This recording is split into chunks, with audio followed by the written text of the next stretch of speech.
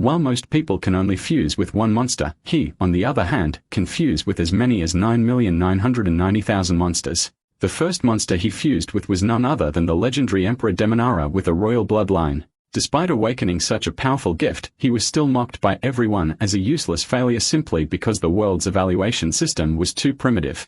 It couldn't even begin to measure his immense potential. At that moment, his consciousness arrived in this new world and he snapped his eyes open, still trying to get a grasp on his surroundings. A strange message suddenly popped into his mind. It turned out this world was called Blue Star, a land of martial prowess. A world that is frequently invaded by monstrous beasts through mysterious portals. These terrifying beasts have already destroyed several nations. Through long years of battle, humanity developed the beast gene system. By injecting the beast gene, you can unlock your potential and become a powerful warrior.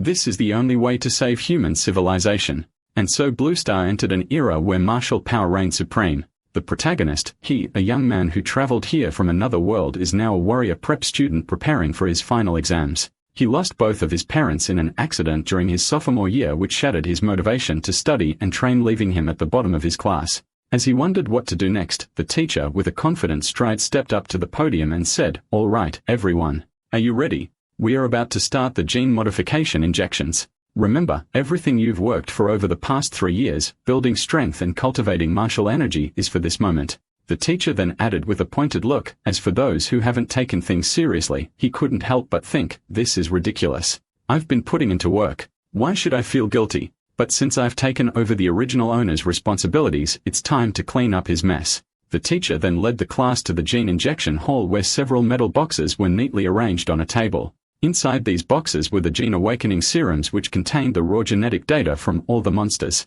After injection, one of the monster genes will be activated. Generally, the stronger the physique, the stronger the monster gene that awakens. The teacher gently reminded, "Don't be nervous. After the injection, remain calm and accept the power. When I call your name, please come up and collect your serum." One by one, the students in the class began to receive their injections. After the injections, their skin began to steam and everyone screamed in agony for the intense pain. He hesitated for a moment, but then quickly shut his eyes and plunged the needle into his body. However, after waiting for what felt like forever, he realized that there was no excruciating pain like he had expected. There was no change at all. The teacher, noticing this, said with a hint of confusion, "Ahi, it seems like you're not reacting."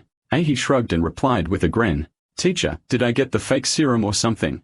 At that moment, Wong Tong Tong, who had already awakened, walked over smugly laughing. "Look at this. It doesn't seem to have awakened at all. A warrior who hasn't awakened is like a bird without wings. Isn't that game over for you? But I guess that works out for you. You won't have to be a warrior and can just go home and wait to die." Wong Tong Tong often bullied the weak, and seeing Yi's timid nature, she would pick on him every now and then. Yi was about to snap back, but suddenly felt his heart pounding violently. At the same time, a system interface appeared in his mind displaying infinite monster template acquired. Host, E. System rating, B. Martial arts, 9th set of student chi cultivation, mountain fist, hard qigong.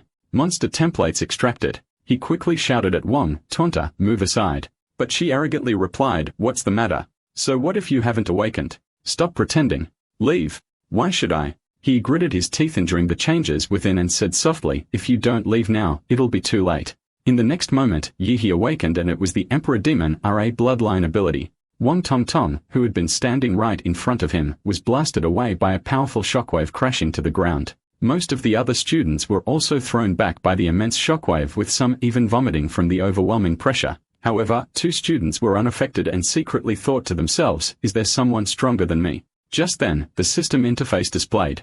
Awakened a class template, Emperor Demon's Wrath. Bloodline abilities, Azure Breath, Thermonuclear Pulse, Nuclear Energy Absorption, Evolution Form, Emperor Demon's Wrath, Template Compatibility fully unlocked, Compatibility 3%. As the system prompt echoed, his heartbeat reached its peak and a flash of eerie blue light appeared in his eyes. He stared in disbelief at his fingers glowing with blue light, muttering, "Is this the golden finger the system gave me?" The students around him were equally shocked, whispering, "Was that really Yi? Did he just blast everyone away with his energy field in an instant?" Wong Tong Tong was even knocked unconscious, and she had awakened the second-tier monster, the Flame Lizard. What exactly did Yi awaken? Yi, feeling a little embarrassed, said, "I guess my awakening caused a bit of a commotion. I told them to step aside, but they didn't listen." Just then, the school's broadcast echoed. "All third-year students who have awakened, please proceed immediately to the testing hall for a gene awakening and martial arts level assessment." Repeat all. Inside the testing hall stood 10 high-tech cylindrical machines, and as each student stepped inside, the large screen on the podium would display their name, class, martial arts level, and the awakened monster gene. Li Xingyuan from our class awakened the 3rd-tier monster bloodline of the speed blade insect. He's really lucky. He was just an average student before, but now he's number 1 in our class. Zhu Ju is definitely the top of the grade. Not only is he a level 9 martial disciple, but he also awakened the Ice Dragon, one of the top bloodlines in the 3rd tier. Looks like the valedictorian of our city will be him. Did you see what Miss Lu awakened? Holy crap. A rare 4th tier bloodline, the Ghostly Phoenix, provincial champion. If a 4th tier monster's real form showed up, it could destroy a whole city. Warriors would be like ants in front of them. Only masters could stand a chance. Listening to their discussions, he couldn't help but feel puzzled. The monsters they awakened were classified into tiers 3 and 4. So why was his a class? Soon, it was his turn for the bloodline assessment, and the noise in the room grew even louder. With that shockwave he just released, he might be destined to become a big shot. If he plays his cards right, he'll definitely latch onto someone powerful. The crowd watched him approach the testing machine like he was a celebrity. The crowd automatically parted. For in this world, strength was everything. His overwhelming potential had naturally earned everyone's respect. The students murmured excitedly. It's Ihi's turn. With the energy field he just showed, his level has to be high. What kind of bloodline can release such a powerful pressure after awakening? This guy's definitely something. Soon, his information appeared on the screen, but to everyone's surprise, only the basic details were listed. Everything else was a question mark. Class 7, Martial Disciple Level 3, Beast Bloodline Unknown. Laughter erupted among his classmates. Martial Disciple Level 3, my little brother in middle school could beat him. Unknown bloodline, he probably doesn't even have one. However, paid no attention to their mockery because everything was going just as he expected. Emperor Demon Ra's bloodline wasn't detected, but what did show up was the prompt for the infinite monster template. While his template level was different from his classmates, it meant that as long as he met certain conditions, he could draw from an unlimited number of monster templates. Doesn't that mean he could become the king of monsters? He then went and asked the teacher for a leave of absence. The teacher frowned and asked, "What? You want to take leave to study at home and return after the exams? Do you really think I'll believe you'll go home and actually study?" He responded earnestly, "Teacher, I really want to improve. I know I've fallen behind and I need special training. If I don't keep up with everyone, I won't make it." The teacher said seriously, "You know the only way to become a warrior is to go to university. I understand you've awakened your bloodline, but your foundation is too weak. You won't be able to pass the entrance exams. So get ready to repeat the year and come back next year. Don't rush." Excited replied, "Teacher, only by rushing can I improve. Maybe you don't understand, but now that I've awakened a powerful bloodline with hard training, I'm sure I can succeed. You see the sincerity in my eyes. I would never lie to you." The teacher was momentarily taken aback then nodded saying, "Your eyes do seem sincere. All right. But next year, you'll still have to come back and repeat the year under my supervision." After sincerely thanking the teacher, he left the school and headed for the Warriors Center in the city. On the way, he thought to himself, he had used his parents' house as collateral for 600,000 plus the compensation from their accident of over $1 million. Now he had a solid starting fund. There were 2 options to increase his strength. One was to improve his warrior rank. The other was to enhance the compatibility of the Emperor Demon AI template. In the information of the Infinite Monster template, it showed that each template starts with a compatibility of only 1 point, but the Emperor Demon AI has 3 points. Where did the other 2 points come from? The only answer is that the Emperor Demon AI template absorbed the power of the Gene Awakening Serum, providing an additional 2 points of compatibility. This means that in this world, gene scientific serums can enhance template abilities. And compared to the long and grueling training of warriors, spending money to increase template compatibility is clearly more suited for him. So he needs to hurry and buy a serum to boost his genetic power. After swiping his student ID, he walked into the Warrior Center. Since loading the Emperor Demon AI template, he had gained a unique perception ability, life magnetism. He could clearly sense the burning vital energy and the beast roars in the bloodlines of the warriors around him like a furnace inside them. This intense life signal made his heart pound, but it wasn't fear. It was the urge to conquer. After all, the legendary Emperor Demonair was the king of monsters in their world. Unfortunately, he was still a rookie and could only hold back the combat bloodline of Emperor Demonair, forcing himself to endure. Once he had accumulated enough power, he would show this world what it truly means to be the king of monsters. Just then, a hand landed on his shoulder. "Little one, don't peek into others' business. You must have just awakened your beast gene, right? It's normal not to be able to control your power. What brings you to the Warrior Center?" A gentle older sister smiled and asked, "Beautiful sister, sorry. I didn't mean to. I came to buy Jean's serums, but this place is so big. I can't find where to go. Could you help me with directions?" The woman smiled and said, "Jean serums. You want to use them at this stage?" He thought there might be some taboo about it. The woman explained, "It's not a big deal, but Jean serums are expensive and they can easily lead to drug resistance, meaning their effectiveness will decrease over time. To maximize their effect, warriors usually wait until their bloodlines are developed to their peak before using them." He asked, "How much does one Jean serum cost?" The woman replied, "At your stage, you'll only be able to use the basic consolidation type serum which costs about 400,000. He was shocked, thinking to himself, "That's so expensive. My savings would only buy me 5 at most." He immediately asked, "Do you happen to know anyone who can give me a discount?" The woman handed him a business card with the name Huang Yuli, level 4 martial disciple written on it. She smiled and said, "Here, take my card. With an introduction from experienced warrior, you might get a discount." He politely thanked her and then parted ways. Soon, he arrived at the warrior hospital and spent 1,450,000.00 on 4 Jean serums. With the remaining funds, he purchased some basic equipment and weapons. Warriors earn a lot, but they also spend heavily. This trip had turned him from a comfortable middle-class guy into someone living paycheck to paycheck. Once back home, he couldn't wait to inject the serums. As the light blue fluid entered his body, flowing through his veins and reaching his limbs, he immediately felt his blood start to boil as if a massive beast was roaring joyously inside him.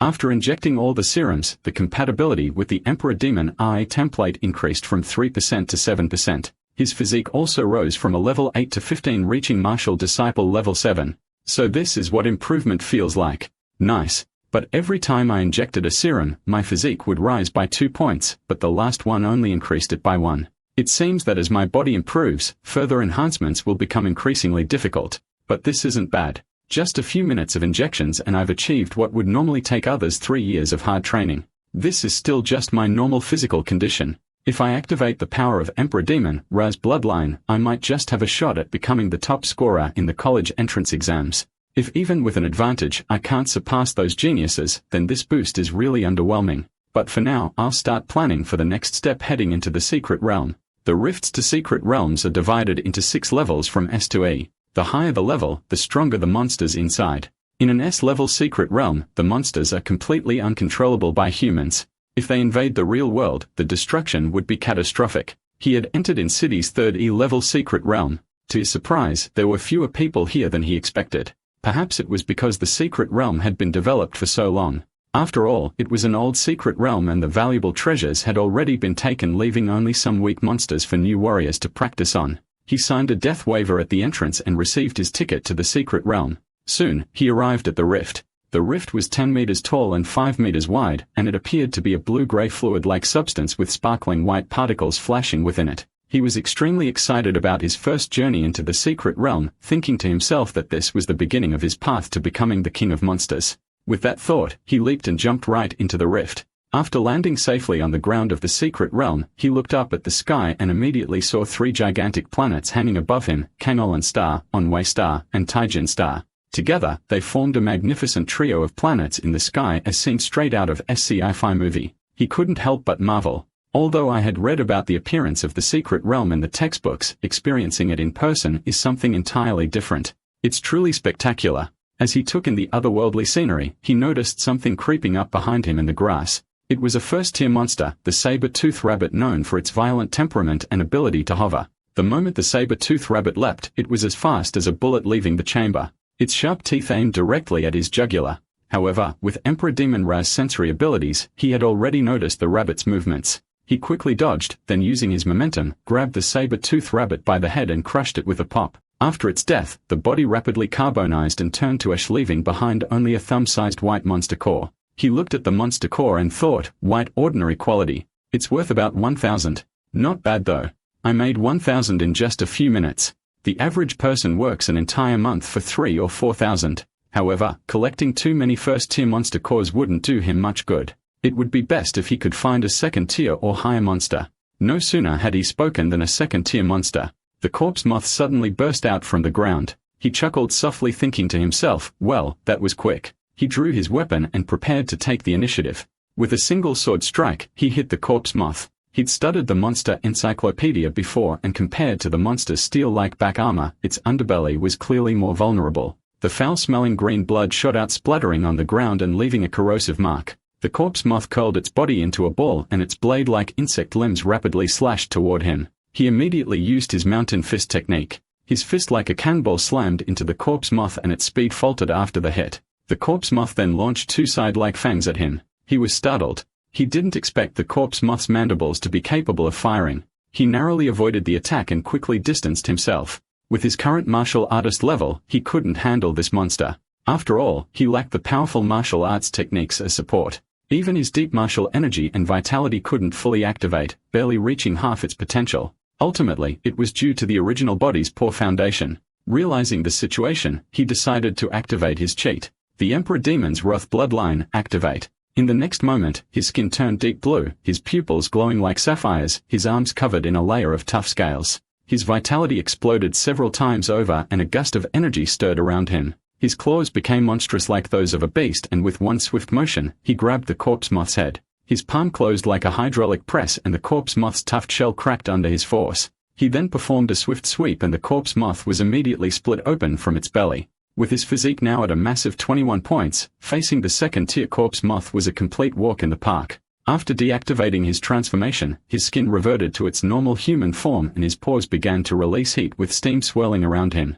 Looking at the short sword he had just bought, now corroded by the corpse moth's venom, he couldn't help but feel helpless. He had spent 250,000 on this gear and it couldn't even handle a second-tier monster. What a rip-off, the quality control was terrible. Suddenly, his stomach rumbled loudly. Realizing this was his first monster hunt, the energy expenditure was massive and now he was starving, but he hadn't brought any food with him. Just as he was fretting about not having any food, he suddenly smelled the delicious scent. He looked at the corpse moth's green monster core which still emitted an enticing fragrance. He suddenly felt an overwhelming urge to swallow it, sensing his body's instinctive craving.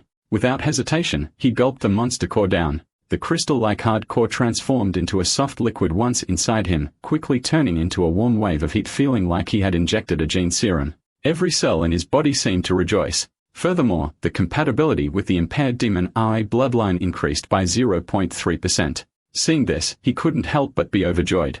After all, he had spent hundreds of thousands on a single gene serum. It only boosted his compatibility by 1%, but a second-tier monster core had increased it by 0.3%. A few monster cores could be worth an entire serum. The white core dropped by the saber-tooth rabbit should at least boost his compatibility by 1%. Realizing this, he started to tear up thinking, damn, I wasted so much money on gene serums. But then, he decided to channel that frustration into motivation. Tonight, he was on a hunt like crazy. After a moment of thought, he uses life magnetism to sense the positions of nearby monsters. The next day at noon, he walked out the third secret realm carrying a sack full of monster cores. As he walked, he thought to himself, once the compatibility reaches 9%, swallowing more white monster cores won't increase it anymore, so the rest will have to be sold for money. He arrived at the trading post and pulled out a total of 20 white monster cores and 4 green ones. The clerk stared at him in disbelief and asked, no way. A high school student gathered this many monster cores. According to government regulations, warriors must hand over 10% of their harvest.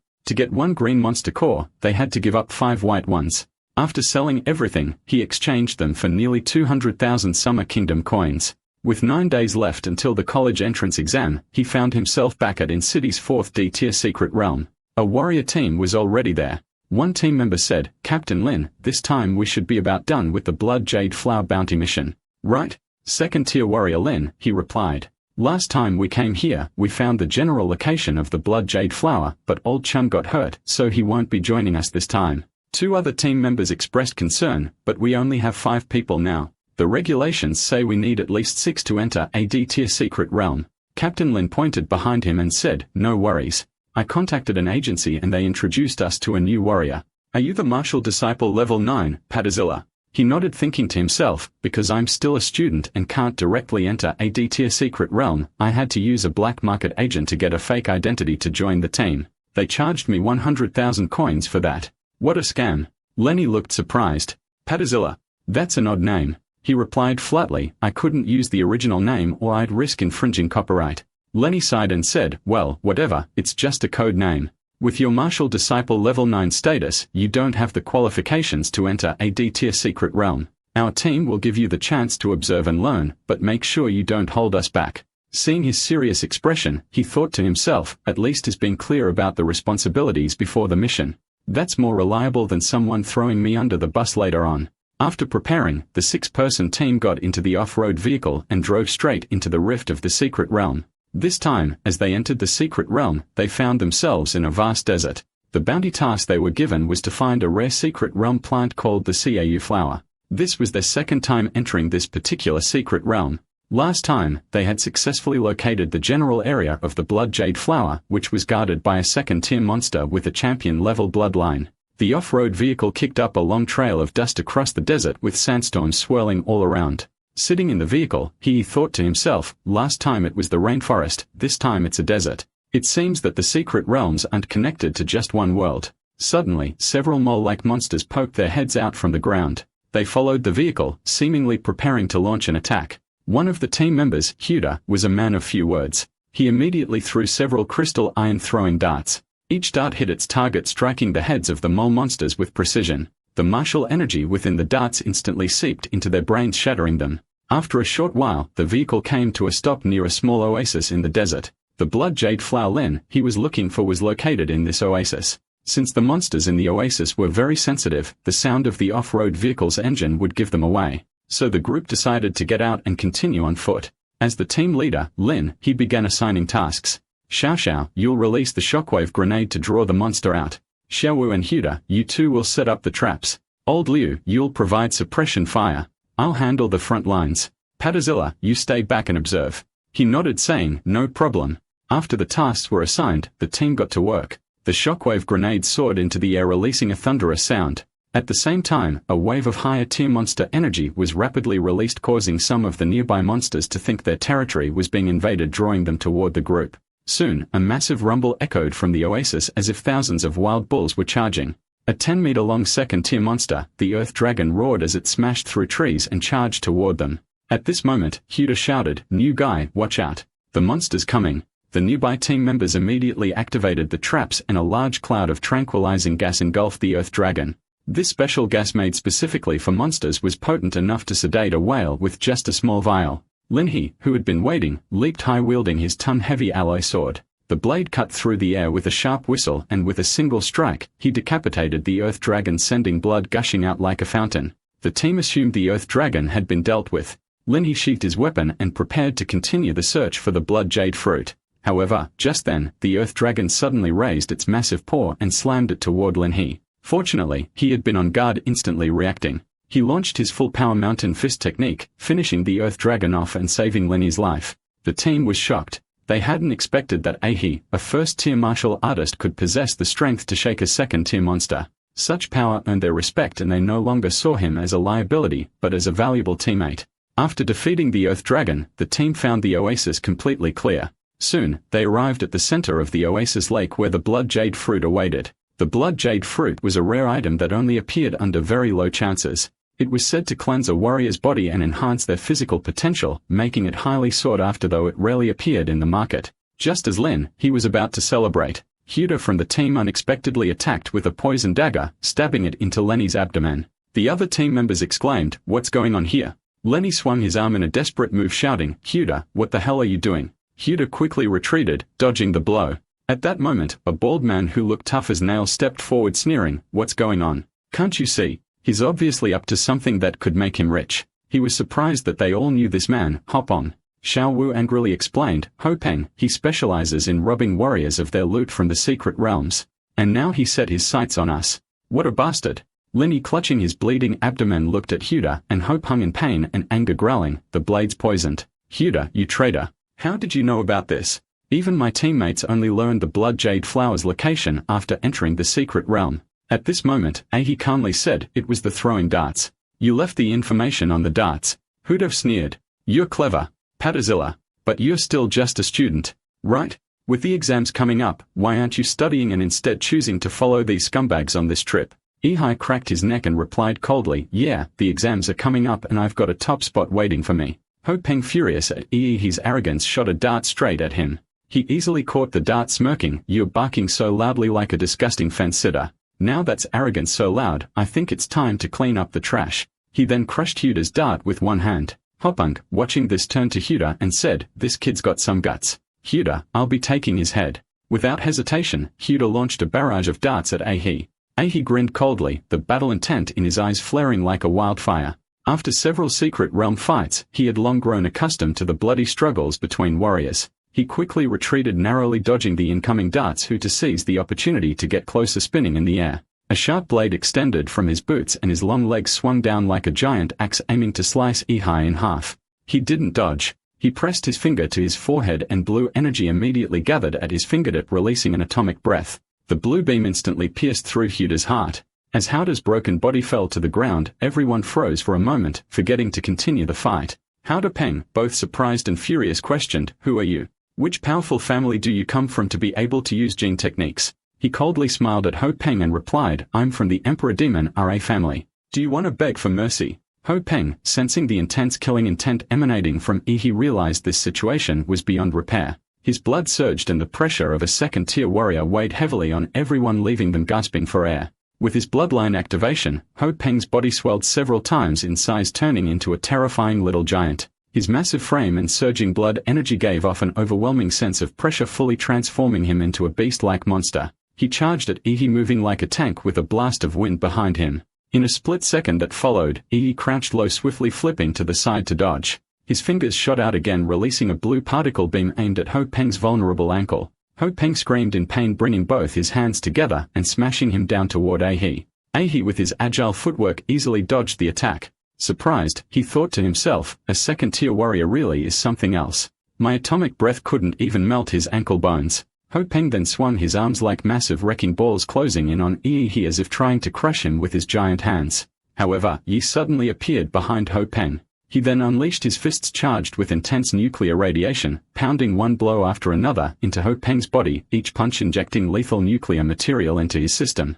With Ho Peng's second-tier warrior body and his bloodline enhancement, he could easily withstand my punches, but he definitely couldn't handle the continuous nuclear magic attacks. Soon, the internal organs in his body began to liquefy into pus and blood. Ho Peng, writhing in agony, glared at Yi with hatred, accusing him of using poisonous gene techniques, cursing that such evil warriors would eventually be punished. He scoffed at him and raised his fist to end his life, thinking to himself, the number of people cursing me will only grow, but what's he really worth? 9 days flew by in a blink of an eye, and today was one of the grandest days in the Summer Kingdom. The National College entrance exams were finally here. In front of a nationwide live broadcast, the host began speaking to the candidates, first wishing them success and then explaining the exam rules. The exam was held in a tournament-style format, taking place in the Central City Sports Arena. Students would compete in pairs and the winners would advance to the next round, with the whole event lasting 3 days. The first 2 days were for the preliminary rounds, and only the students who advanced could participate in the third day's exam.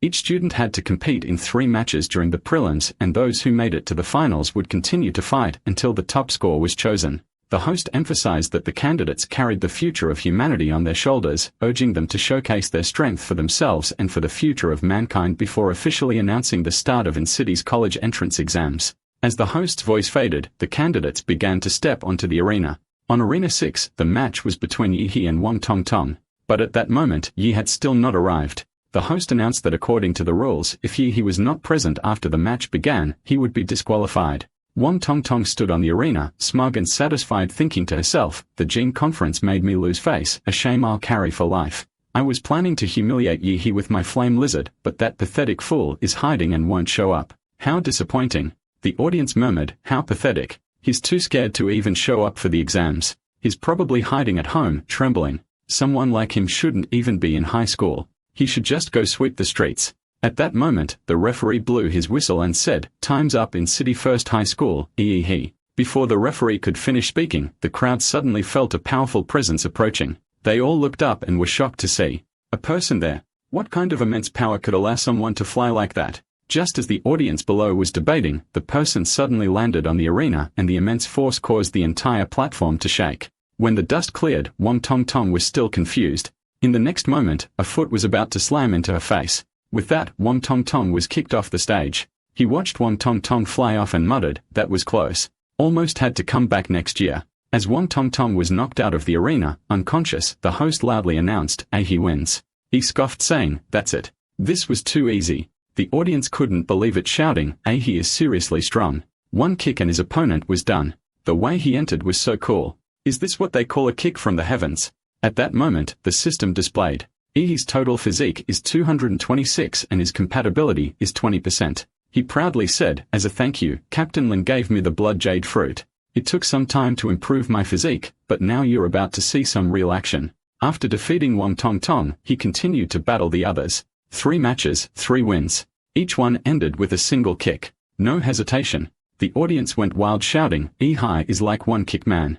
As expected, the host announced, he from his city first high school, 3 wins in a row, advancing to the 3rd round. Down the stands, a crowd gathered around he asking for his contact information. Some are recommending their own schools, and a reporter asked, do you have a dream university in mind? Upon hearing the question, eyes flashed and he confidently replied, sorry, I'm aiming for Huadu University. Hearing this, the crowd around he suddenly scattered. He sighed, saying, what? You don't believe me? But I can't blame them.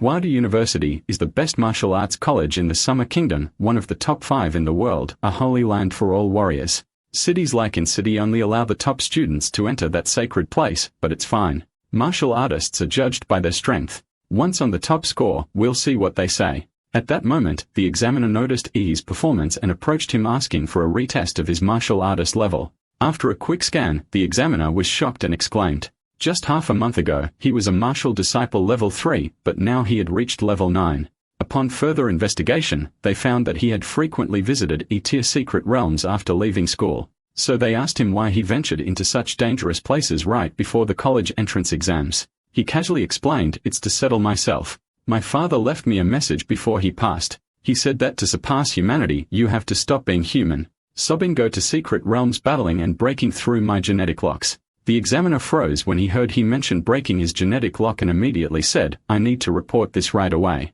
After that, the examiner rushed off. He couldn't help but feel like he had somehow become a subject of intense scrutiny. On the day of the tournament, he stepped onto the arena once again. This time, his opponent was Luo Xian from City's 3rd high. He was a martial disciple level 8 with the bloodline of a rare 2nd-tier monster, and both of his parents were warriors. He looked at Luo Xian with boredom and motioned for him to make the first move. Luo Xian, feeling belittled, couldn't help but feel some anger rising within him. He immediately activated his bloodline and used his martial skill, Thunderclap Claw, accelerating to top speed. His heart beat like a supercar engine, and as he ran, his body accelerated again and again. His sharp claws slashed toward his throat, and the finely honed martial skill cut through the air, creating sparks and a sonic boom. If it hit, even a martial disciple level 9 would be killed. However, he never expected that. As his arm came near, he effortlessly grabbed it. He casually commented, nice energy, but it's nowhere near that bald guy's charge. Without hesitation, he delivered a palm strike to Luotian's head. The immense force knocked Luotian out cold right on the spot. He then arrogantly said, are there no decent contestants? The host quickly announced another victory with one strike, and this time, he defeated the C player Luo Xian. Dozens of high-speed cameras focused on capturing shots from every angle, and a live broadcast was buzzing. Viewers couldn't stop talking, some in awe, saying Luo Xian looked so fierce, and in the blink of an eye, he's on the ground. His strength is on a whole different level compared to the other candidates. In this martial arts-driven era, his overwhelming display of power stirred the passion of everyone watching.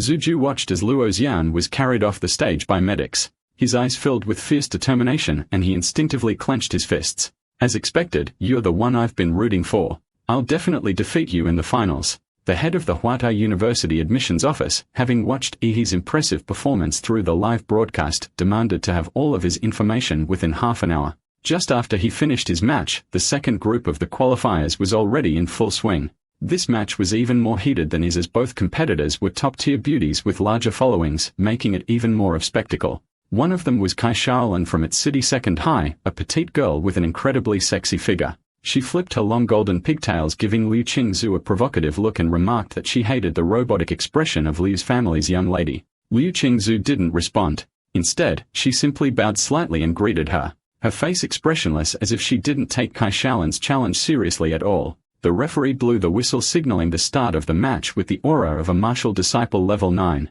Kai Shaolin instantly appeared in front of Liu Qingzu, sweeping a kick towards Liu Qingzu's neck, threatening to slam her to the ground. Liu Qingzu still made no move, lightly waving her palms, causing the air around her to thicken, becoming as viscous as a swamp under the influence of her martial technique.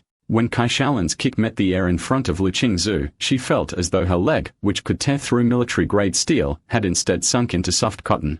Under the diminishing effects, even the high-speed cameras could only capture Kai Shaolin's white leg moving in slow motion, visibly decelerating. Kai Shaolin, furious at Liu Qingzhu's immovable expression, intensified her attack. She cloaked her body in martial energy, minimizing air resistance, and blurred her form into a shadow as she circled Liu Qingzhu, waiting for the right moment to strike a palm to Liu Qingzhu's side. But as her palm neared Liu Qingzhu's waist by just 3 inches, it suddenly couldn't get any closer. Realizing she had fallen into a trap, Kai Shaolin tried to retract her hand, but the air in front of her exploded with unimaginable suction, preventing her from pulling back.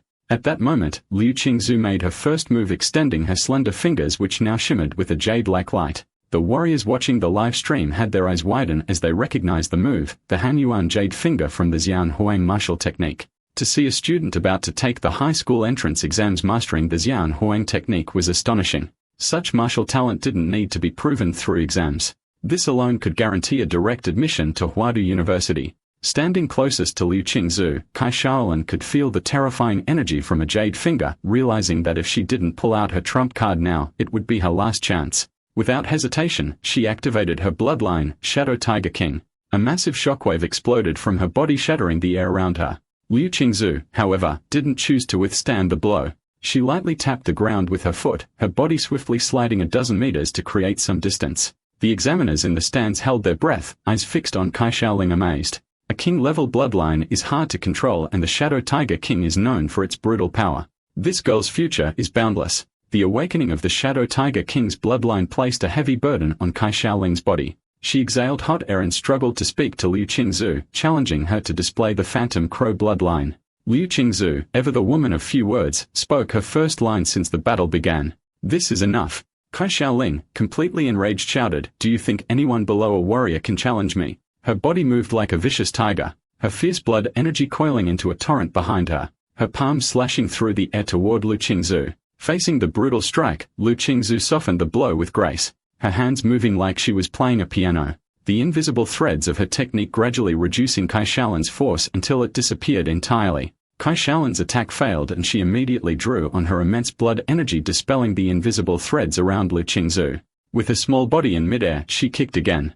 Seeing this, Liu Qingzhu activated the Xian Huang technique once more, Hanyuan jade finger. The jade-colored tip of her finger collided with Kai Shaolin's fierce kick, and the two powerful techniques clashed, shattering the specially made arena beneath their feet. The arena erupted in a cloud of dust. Tens of thousands of spectators watched with bated breath, waiting for the final victor. As the dust cleared, Kai Shaolin was the first to appear. She was covered in blood, stumbling a few steps before collapsing to the ground from exhaustion.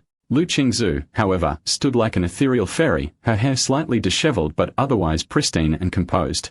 With just his martial skills, he completely dominated Kai Shaolin, who also had a martial disciple level 9 and a king-level bloodline. Liu Qingzhu's powerful display instantly exploded the live broadcast room. Viewers were amazed by Liu Qingzhu's strength. Some even claimed she was the top scorer from its city, while others leaked that Liu Qingzhu had awakened the 4th-tier bloodline of the Phantom Crow, a talent so rare that most warriors would be unable to defeat her. After Liu Qingzhu's battle, the rest of the matches, though still exciting, seemed dull in comparison. After several rounds of elimination, the final 8 were decided. From In-City First High, there were me and Liu Qingzhu, 3 from Chuju, 2 from In-City Second High, and 3 from In-City Qingfeng Private High. The finals of the top 8 were about to begin, and Yi stepped up first to draw lots. He drew in A 2-meter-tall muscular giant glanced at him and revealed his own draw, which was also A. Looks like we are set to face off. His name was Sheng Wan from Qingfeng Private High. He nodded and introduced himself. Sheng Wan said, "We were the second match. So let's watch the first match first." He looked simple and straightforward, with hands as big as fans pointing toward the big screen above the arena. The first match was Luo Shi from Qingfeng Private High versus Chuju from In-City First High. Shan Guan casually started chatting with Yi, saying that Luo Shi was incredibly talented, a repeat student who was specifically aiming for Huada University this year. He had great mastery over his bloodline awakening, but still stood no chance against Chuju. "Chuju, right? He's from your school in City First High. You must know him." At that moment, the host announced the first match of the top 8 qualifiers. Chuju from In-City First High wins. The principal of Qingfeng Private High heard news and angrily said, "Damn, they lost right at the start." At this point, he asked, "How does Luo Shi compare to you?" Shen Guan grinned and said, I'm the martial arts president at Qingfeng Private High Level 3. Honestly, my two teammates combined couldn't even match me. Then he suddenly turned his gaze toward Ahei and said, but to be honest, I think you're my biggest rival in this exam.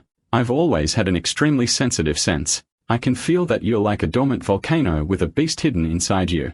Let's go. It's our turn. With that, Yihe and Shen Guan walked toward the arena. The host announced the second match of the top 8 qualifiers. Shen Guan from Qingfeng Private High versus Yihe from City First High. The quarterfinals of the Anshin Combat Trials, a high-stakes battle for elite university selection, were reaching a fever pitch. At the sound the referee's call, Yihe and Shen Guan lunged at each other, fists exploding forward like thunderclaps. Their blows collided mid-air, unleashing a shockwave that echoed like a detonation, the very air trembling from the force. Blood trickled from Shen Guan's nose, yet he grinned with manic delight. Nosebleed? Is that the manifestation of your bloodline power? Fascinating. A golden aura surged around his body, forming a shimmering shield of battle energy that blocked out the surrounding radiation. So, Yihe, this is the extent of your strength. Yi didn't respond, but a blazing light ignited in his eyes, the calm before storm. Shen Guan let out a snort and stomped forward, the floor cracking beneath him. Then witnessed the legacy of the Shen family, our ancestral art, form intent fist. Antler strike, his fist thrust out like a charging stag's horns, sharp and unstoppable. The speed of the technique was blinding, faster than the eye could follow. In an instant, a devastating blow landed squarely on Yihe's chest. He let out a gasp, blood spraying from his mouth. His body was flung dozens of meters back, crashing hard at the edge of the arena. Shen Guan didn't let up, bear rotation. His massive frame seemed to swell even further, then hurled himself forward like a collapsing mountain, aiming to crush Yihe beneath sheer brute force. Facing Shen Guan's avalanche-like assault, Yihe crossed his arms to block. The moment they clashed, the arena floor cracked and collapsed under the pressure of their collision. In a sudden feint, Shen Guan retracted his fist and with a blur of movement appeared behind Yihe in an instant. Grabbing him by the waist, Shen Guan roared and hurled him skyward with raw explosive force. Dropping into a crouch like a stalking beast, Shen Guan's face twisted into a predator's snarl as he let out a guttural growl like a tiger about to strike. He launched himself upward, intercepting Yihe mid-air in a full-force tackle. As they collided, his form shifted again like an eagle dive bombing from the clouds, slicing through the air with 3 visible shock waves. Yi slammed into the ground like a meteor, cratering deep into the earth as dust exploded outward. The relentless combo left Yi overwhelmed with no room to retaliate. Landing with a flourish, Shen Guan crossed his arms and laughed heartily. Now that was satisfying. On the sidelines, medics prepared to rush in.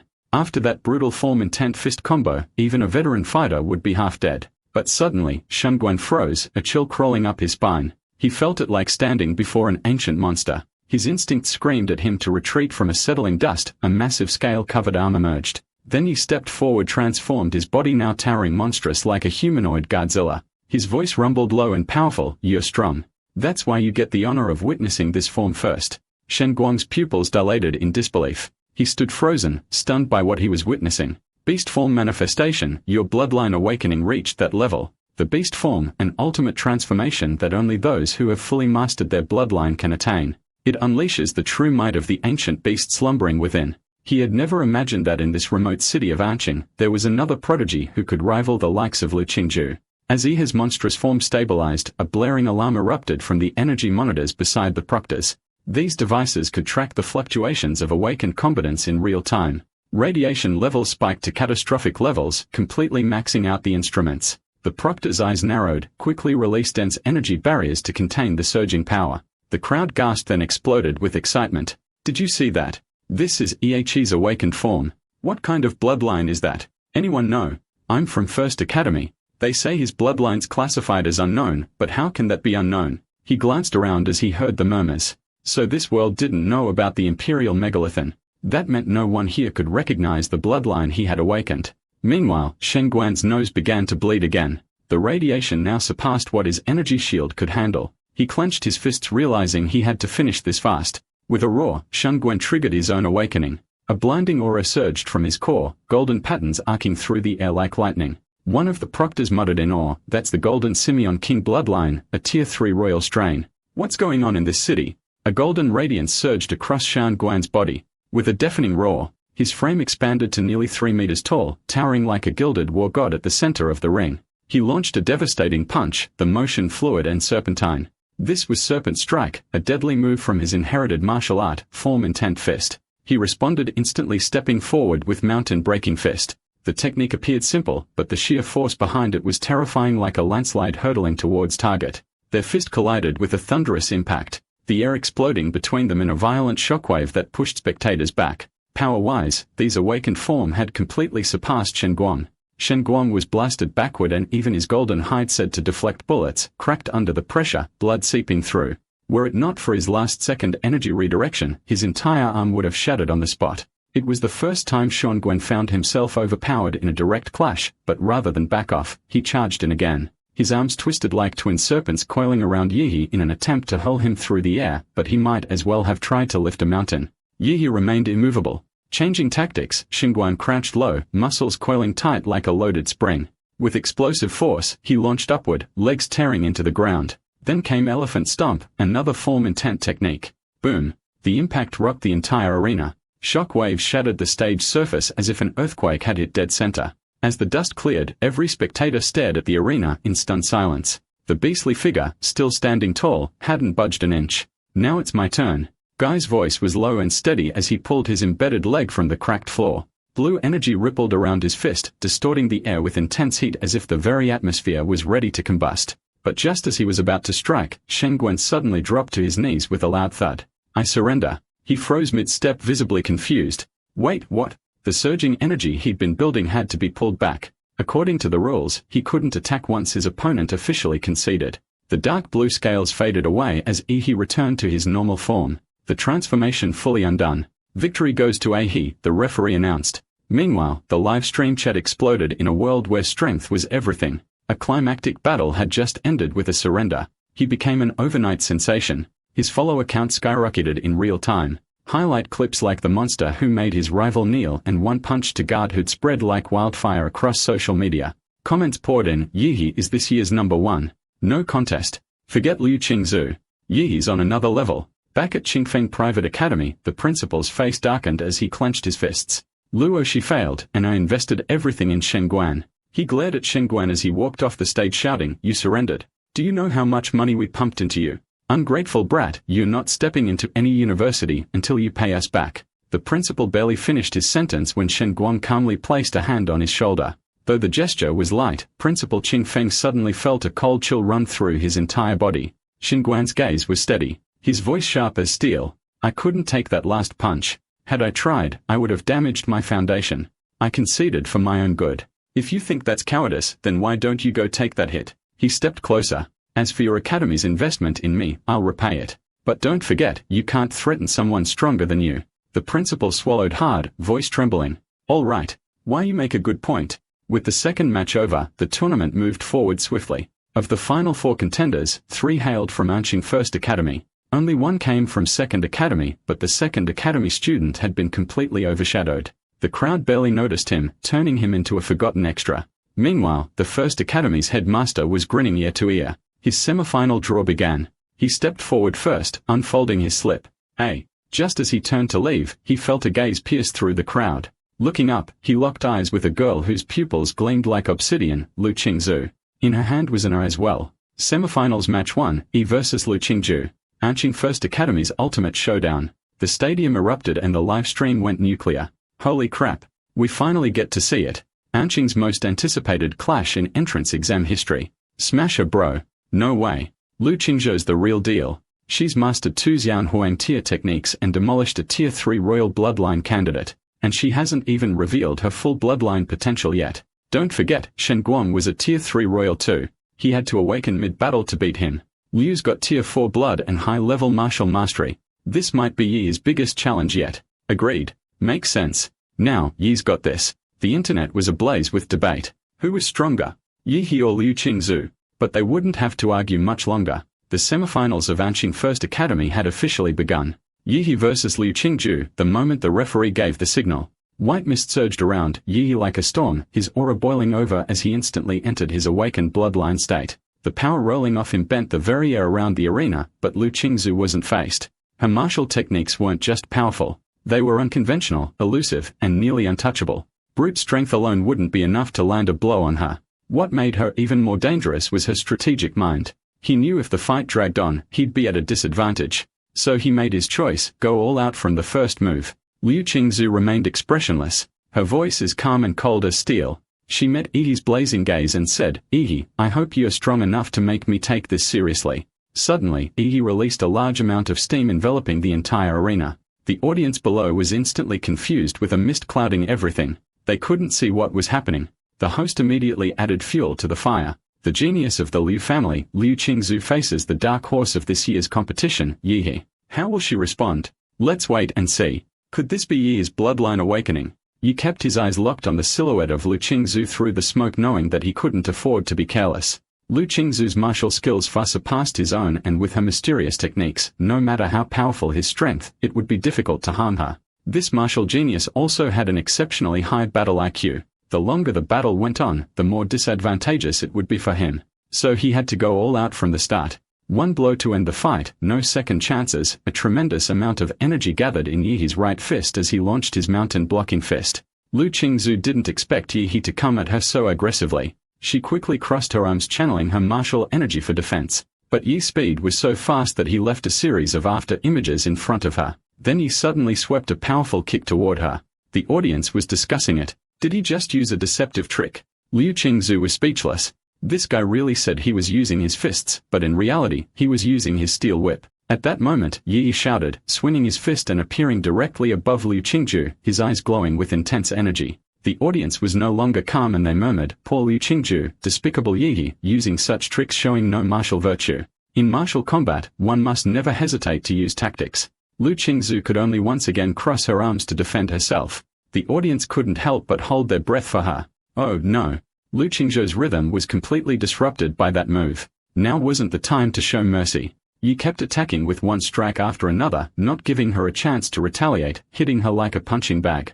The audience saw clearly that Yi's pursuit was too fierce. Liu Qingzu had no chance to escape, but what happened next left them even more confused. Yi actually used his martial energy to push Liu Qingzu back. Didn't that give her a chance to counterattack? But the next second, what awaited her was the claw of the Imperial Magic Beast. He wasn't foolish. How could he make such a mistake? With a flash, a powerful wind blade swept toward Liu Qingzu, showing no mercy. Liu Qingzu widened her eyes. This move was a palm strike embedded with martial energy. She quickly leapt into the air, elegantly dodging, moving like an angel. Then came a loud crash as the claws collided with her defensive barrier. He appeared once more above her, flashing an evil grin, his hands swirling with immense power. "Liu, don't run away." Then came a storm of ferocious attacks like a torrential rain. Liu Qingzu was starting to question her own life. How could he not be tired from such a high-intensity attack? His stamina was incredible. She couldn't help but envy him. As for herself, she had mastered two powerful techniques of the Yahello martial arts.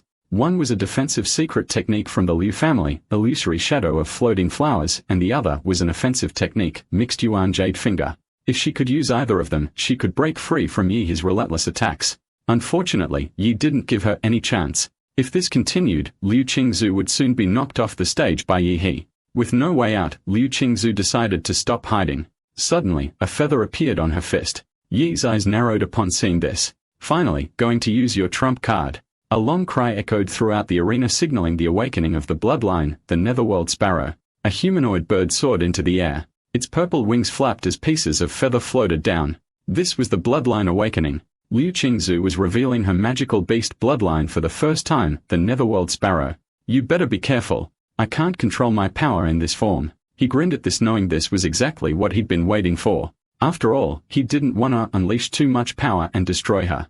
As until now, he had only used about 50 of his strength. Now he would go all out. However, in the next second, Liu Qingzu appeared behind Yi. She had actually used the Yahello martial arts technique, mixed yuan jade finger, in her bloodline awakened state. Yi wasn't to be outdone. His bloodline from the Imperial Magic Beast stirred excitement in him. He roared and launched an atomic explosion fist, a tremendous boom resounding. A massive shockwave exploded behind them, shaking the entire arena. The audience gasped, "So strong, so intense, I can't open my eyes." Liu Qingzu also let out a gasp. Her eyes widened and a bead of cold sweat appeared on her forehead. Both of them seemed unharmed, but behind Yi, strong currents of electricity were still flickering and the ground cracked like a spider's web. Yi's body began to change, with pieces of dark blue scales gradually covering his face, his mouth now brimming with destructive energy. Liu Qingzu felt an overwhelming sense of danger and thought to herself, "What's happening?" Yi's beast form seemed to be gathering power. The spine on his back raised, seemingly accumulating immense energy. This energy slowly transferred into Ihi's mouth until his entire back spine shone with blue light. In that instant, Ihi unleashed a beam of atomic energy radiating an aura of destruction. Liu Qingzu saw the powerful attack heading toward her and decisively folded her wings tightly, wrapping herself up. The next second, the terrifying wave of energy engulfed her in an instant. The bloodline power of the Nether Phoenix was activated by Liu Qingzu in this life or death moment. Countless black feathers flickered, reflecting light like crystals as the blue particle beams collided with the purple-black feathers. It was as if they were reflected by mirrors, with a thick concentrated beam of light being refracted in several smaller beams by the feathers. The light radiated outward from the black sphere that Liu Qingzu had turned into, reflecting in all directions. Just as it seemed the light was about to shoot off the arena, the examiners tried to stop it, but they were too late. At that moment, a golden weapon enveloped the entire arena. All the light beams heading toward the outside of the arena vanished the instant they touched the golden martial energy, as though they were absorbed and disappeared without a trace. It was the mayor of Anshan, Huangqing. The examiners tried to greet the mayor, but he raised his hand to signal them not to bother, saying softly, "Watch closely. Today, the strongest top student in Anshan's history will be born." About 15 seconds later, the atomic exhale ended and Liu Qingzu spat out a mouthful of blood. Her two purple-black wings, after reflecting the atomic exhale to the extreme, were now melted and in tatters. Had it not been for her timely use of the martial energy floating Hua transformation, redirecting the remaining energy to the surroundings, she might not have been able to withstand Ihi's attack. Since her birth, she had been heavily burdened with the expectations of the Liu family. Under the family's pressure, she had no choice but to build the reputation of the Liu family's eldest daughter in battle after battle. While others praised her genius and strength, she was not interested in these titles. Perhaps even she didn't know why she fought. In fact, she didn't want to fight at all. Competing with others felt utterly meaningless to her. She simply followed her mother's wishes, moving forward silently exhausted. He is truly strong. Facing such a strong opponent, it's only natural that Liu Qingzu lost a match. She made this mistake. "Yi, you should be able to seize it quickly, finish me off." Liu Qingzu thought to herself, gently tapping her foot on the ground and striking Yihe with a palm. However, Yihe made no move, standing still, taking her blow head on. Liu Qingzu's beautiful eyes widened in confusion. "Why aren't you dodging?" Yi raised an eyebrow, looking at her. "Liu Qingzu, what happened to your fighting spirit? From the start of the fight, I could tell you weren't fully invested. Have you even taken me seriously? I intend to win this fairly, so give me your full attention." With that, Yi swung his arm, sending a gust of wind towards Liu Qingzu's face. Liu Qingzu was hit by the punch and flew backward. Yi quickly closed in, landing on her, his fist swinging wildly, continuing to hammer her face with powerful blows. Liu Qingzu raised her arms to protect her head, looking utterly disheveled. She thought to herself that she had never been treated like this before. Now, in front of hundreds of thousands of livestream viewers, she was being crushed to the ground and violently beaten. She had planned to give up victory to him. So why was he still relentlessly chasing her? "Don't hit my face, you bastard." Liu Qingzu's eyes turned red with fury and she shouted, unleashing her full power to send Iki flying.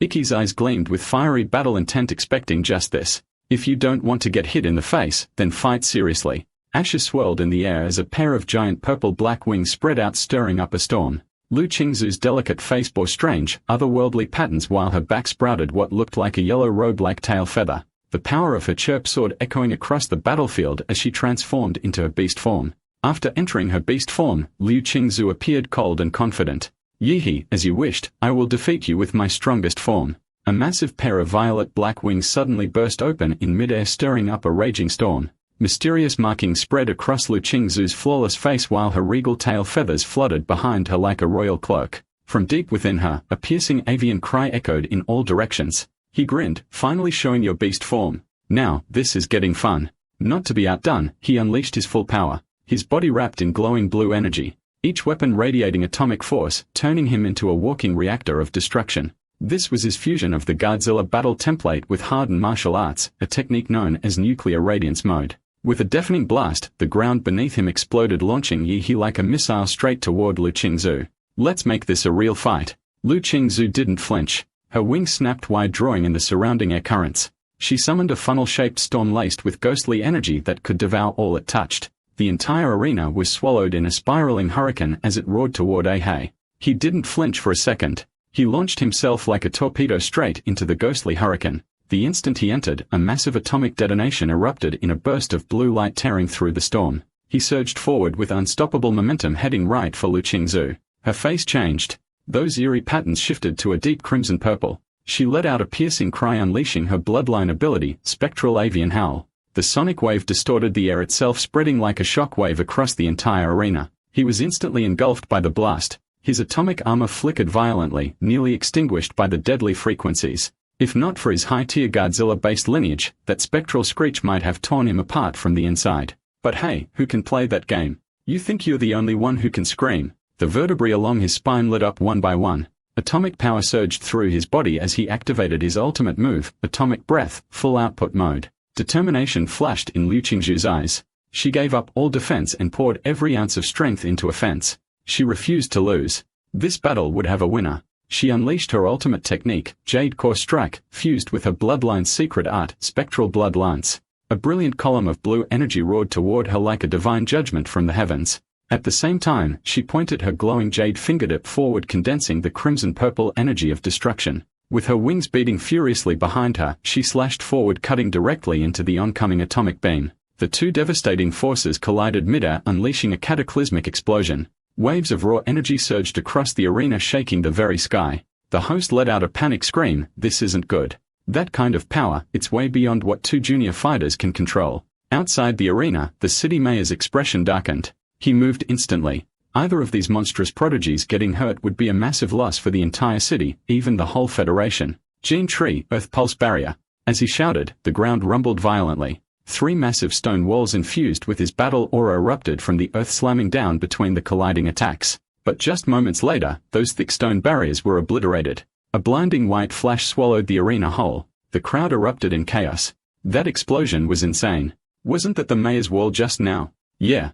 Mayor Mart tried to stop the clash. If he hadn't stepped in, we might have been caught in the blast too. The mayor stood at the edge of the smoke-choked arena, his face grim. He had reacted quickly, deploying 3 earth pulse walls to blunt the force of the impact, but he hadn't had enough time. The walls were still forming when they were torn apart, leaving nothing to stop the full brunt of the collision. Who could have predicted that this year's entrance trials would produce not 1, but 2 freakishly powerful candidates? If either of them was seriously injured, resignation wouldn't even begin to make up for it. Here in this land, a martial prodigy held sway over the hearts of the people more fiercely than any celebrity ever could. At the center of the arena, Liu Qingzhu was once again gravely injured. Blood streamed down her arm. She dropped to one knee, her other arm badly scorched. Her once proud form now looked battered and broken. The power of her beast form had completely faded, but she refused to give up. She could still fight. That's when he stepped in front of her. He stood tall, completely unharmed. No scratch on him. The contrast was brutal. Liu Qingzhu was shaken. She knew her final blow had landed. Why did it seem like he hadn't felt a thing? He looked down at her and casually said, "If you don't get that nuclear radiation out of your system soon, you're done for." Liu Qingzhu froze, then let out a choked sound on a verge of tears. The injustice was overwhelming. I never wanted to fight you this hard. Why did you keep pushing me? This is bullying. He knelt down, looking her dead in the eyes. Do you really hate fighting, or are you just too stubborn to admit you wanted to win? I could feel it in that last desperate attack. You were hungry for victory. Liu Qingzhu couldn't argue. He was right. In that moment, she had wanted to win.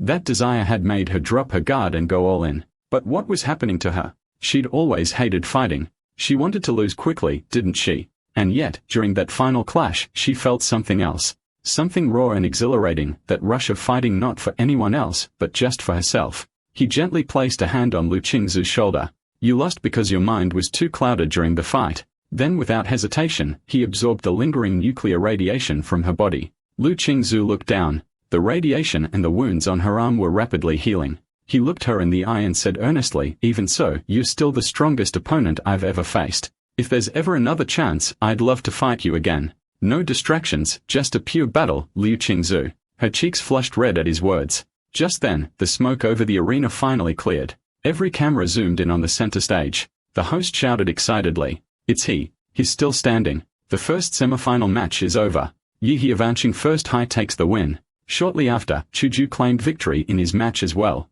The final showdown of the Anqing trials. The champions' duel was about to begin. The host's voice boomed. The final battle is set. He of Anqing First High versus Chuju, also of Anqing First High. The livestream viewership surged, nearing 500 million. The grand finale of the Anqing tournament was underway. As a referee gave the signal, Chuju stood ready, pressing his palms together. A chilling longsword slowly formed in his hands, forged from pure bloodline power, cryo blade manifestation. He grinned, "Come at me." He may have just defeated the mighty Lu Qingzu, but he wasn't about to let his guard down now. After all, Chuzhou's battle intellect might just be the highest among all candidates this year. Kuzhou's eyes sharpened. He stepped forward, activating the 7-star movement. His body blurred into a series of after images, and in the blink of an eye, he closed the distance between them. Whoosh, whoosh, whoosh. Hundreds of icy blades flew at He from every direction, cutting off all escape, but he was unfazed, tracking the real Chuzhou. Not smashing everything in sight sounded way more satisfying. He clenched his fist, muscles flexing like coiled steel, and eerie blue energy danced along his arm. Atomic detonation, fist fully charged. With a single punch, the ground trembled. A shock wave of pure atomic force erupted outward, engulfing a 10-meter radius and searing nuclear energy. Chuzhou was forced to retreat, his mind reeling. This guy didn't even try to find a real body. He just blasted everything with overwhelming power. With Chuzhou's level of defense, there was no way he could take that hit head-on. Honestly, was there anyone their age who could trade punches with He and walk away? Just look at what happened to Shengguan. But Chuzhou wasn't the type to back down. If close combat wouldn't work, then he'd wear He down from afar. His bloodline surged, frostworm awakening. Crystalline dragon scales bloomed across his body. His pupils turned into golden slits and twin obsidian horns rose from his head. Behind him, a massive frostworm roared into form, its spectral wings stretching wide. His ice pulse erupted. Frozen winds howled across the arena, forming colossal ice spikes that surged into a towering tidal wave of frost crashing toward He. That's insane. He just summoned an entire mountain of ice out of nowhere. That frostworm bloodline is god tier. He looks amazing. Take down the evil overlord, He. Go get him, ice brother. At that moment, He was completely encased in the heavy ice forged by Chuzhou's bloodline, but Chuzhou didn't relax. He wasn't naive enough to believe the fight was over. His breathing grew heavier, unleashing that level of frostworm power had taken its toll. Suddenly, the crowd gasped. Look, the ice mountain, it's melting. In the next instant, a brilliant pillar of blue energy burst forth from deep within the ice, shooting straight toward Chuzhou. Chuzhou, ever on guard, was still caught off guard by the sudden counterattack. Instinctively, he summoned an ice pillar from the ground to launch himself out of the beam's path. Boom! The atomic beam smashed into the examiner's joint energy shield, sending ripples of force across its surface. The towering ice mountain began to melt, rapidly collapsing in on itself under the searing heat. From within the dissolving glacier, a deep blue figure emerged. Streams of melted ice never even touched his body, evaporated instantly by the blazing heat radiating from him. He returned fully awakened in his Godzilla state. Chuzhou exhaled slowly, a bitter edge in his eyes. The gap in their strength was simply overwhelming. He said firmly, take this, my final move. This is my absolute limit in martial arts. I was originally saving it for Lu Qingzu. In the very next moment, a massive great sword of ice materialized in Chuzhou's hands, a sign that his bloodline power had fully awakened. The blade radiated a chilling aura infused with a will that cut straight to the soul-cleaving sword intent. The first to react was the mayor of Anqing. His expression just as stunned as when Lu Qingzu had used his Yanwang technique. Sword intent, at his age, that's unreal. Without hesitation, Chuzhou swung the sword with all his strength. Drip drip, a few drops of hot blood splattered onto the ground. He had raised his arm just in time to block the strike, but a deep gash cleared down to the bone, ran across it. And yet, the wound shimmered with blue light. The flesh already writhing and beginning to regenerate. Maybe if you had a better sword, you'd have stood a chance. Chuzhou opened his eyes wide, stunned. He looked down at his broken sword and knew he had lost. How much of a chance did I really have? He asked almost to himself. He smirked, a little better than the chances of a simp actually getting the girl. Chuzhou gave a helpless shrug and raised his hand to the referee. I surrender. Victory in the Anqing finals. He stands as the champion. Let's go, brother A. I knew you were built different. Chuzhou was strong, but next, no contest. The live stream chat exploded. He went from underdog to legend. This is the ultimate dark horse arc. At that moment, Ahe's face flooded every media outlet in the city. Word spread fast. Last year, he was dead last in his class. This year, he crushed the top-ranked student and claimed the championship. Talk about a comeback story. And this year's exam, far more intense than any before. To rise above it all, he might just be the strongest martial champion in Anqing's history, maybe even ever. Outside the stadium, the crowd roared like a tidal wave. Across the city and the millions watching via live stream, everyone had witnessed the end of a grueling 3-day war. The champion of Anqing's 24th martial entrance trials had finally emerged. From Anqing First High. Rumor has it you came from behind, rising through the ranks late. Now that you've claimed the top spot, is there anything you'd like to say? Stepped forward, voice steady. First, I want to thank my teacher. When I was at my lowest, he didn't give up on me. His encouragement gave me the will to fight. Back in front of the live stream, Ehai's homeroom teacher wiped away tears. He felt overwhelmed with guilt. How had he overlooked this monstrous talent until just before the exam? He didn't feel worthy of the praise. And next, I'd like to suddenly, in the front row of the audience, the school principal started waving wildly at Ehai. He held both hands in the air, flashing a big 2-0 gesture. 2 million. Ehai, promote our school a bit and I'll give you 2 million in scholarship money. These eyes instantly lit up like dollar signs. I'd also like to thank my alma mater and our brilliant principal. Without his wise leadership, how could Anshan First High have achieved such greatness? And finally, I want to thank myself, he said with complete sincerity. Without my hard work, relentless dedication, and unmatched intelligence, none of this would have been possible. He said it with a straight face, absolutely no shame. Just then, the familiar system interface popped up. Frowny face. Congratulations, host. You have earned the title Top Scholar. Reward, 1 random template ability draw unlocked. Wait, Top Scholar is an actual title. He blinked then grinned. So the template has an achievement system too. That's a sweet surprise. Meanwhile, in the stadium hallway, a swarm of reporters had already cornered Ehai, cameras and mics closing in from all sides. Ehai, was there a lot of pressure winning this year's championship? How did you manage such rapid growth in just 6 months? Will you be applying to Capital Star University? He raised his hands in surrender, exasperated. Please stop chasing me. I really need to pee. But one sleazy-looking guy shoved a phone in his face, smirking. Quick question, between Lu Qingzhu and Kai Shaolin, who's prettier? Or are you more into Xingguan?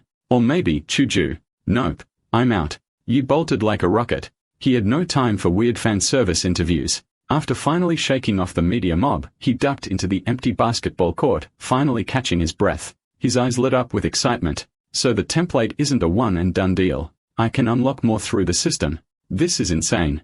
I'm loving it. Just then, a calm voice sounded behind him. Congratulations on becoming the top scholar. He jolted in surprise, spinning around, thinking another reporter had found him. The man took off his hat and smiled. Relax. I'm not with the media. I'm from Capital Star. Let's talk about something a bit more classified like the gene lock. He froze. Gene lock. He hadn't unlocked any so-called gene lock. All his powers came from monster templates. Could this guy know his secret? Who was he? From what little memory he had of the original host, that term had only ever come up once from his supposedly ordinary father. The man pulled a file from his bag and said with a smirk, "Tell me, aren't you curious? Your father, a regular taxi driver. How would someone like him even know about something like a gene lock?" He raised an eyebrow.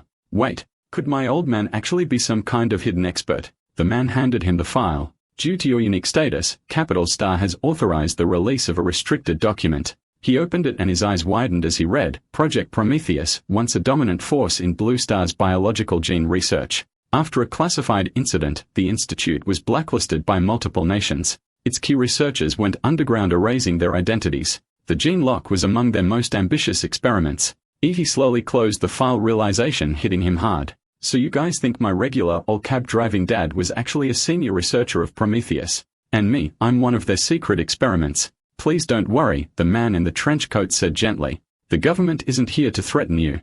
I'm just here to inform you. After all, as the subject involved, you have the right to know the truth. He clearly feared he might panic and do something reckless. You're now part of a national-level cultivation program. Your safety is our top priority from here on out. He stared at him deadpan. Bro, I'm probably calmer than you right now. Seriously. Then his face changed in an instant, switching to smug mode. Fame is such a pain. So much attention. So many questions. Society really is all about status. The man blinked in silence, then turned and walked away without another word. As soon as he left, he rubbed his hands together, eyes sparkling. Finally, he's gone. This exam run was a jackpot. Top university offer, 2 million in scholarship money, another 800k bonus, and most importantly, new template draw. Here I come. He wasted no time summoning the system interface and hitting draw. Sure, he knew legendary tier templates like Godzilla were rare, but he couldn't help hoping for another miracle. A swirling black vortex appeared on the screen filled with monstrous growls and echoing roars like a cursed vault full of ancient beasts. He stared in awe, slack-jawed. A moment later, the result appeared, D-Class Template. D-Class Template, Colossus-type humanoid bloodline abilities. Size increase up to 60 meters, high-pressure steam emission, evolutionary path, proto-giant hybrid, compatibility 1%. These eyes gleamed brighter by the second. So template abilities can stack. If I combine the Colossus-type humanoid with the Berserker Emperor Mothra, wouldn't that make me the true king of monsters? Meanwhile, inside a quiet villa, Brother Huolone, are you saying you're turning down all your missions? That's right. Cancel everything on my schedule. He hung up the call. The only sound left in the room was the faint audio from a TV broadcast. Huolong took a deep breath. His index finger began tapping the redwood table rhythmically. Tap, tap, tap. A dent soon formed where his finger struck. His younger brother, Huopeng, had been missing for over half a month. The search team sent in the Mystic Zone returned empty-handed.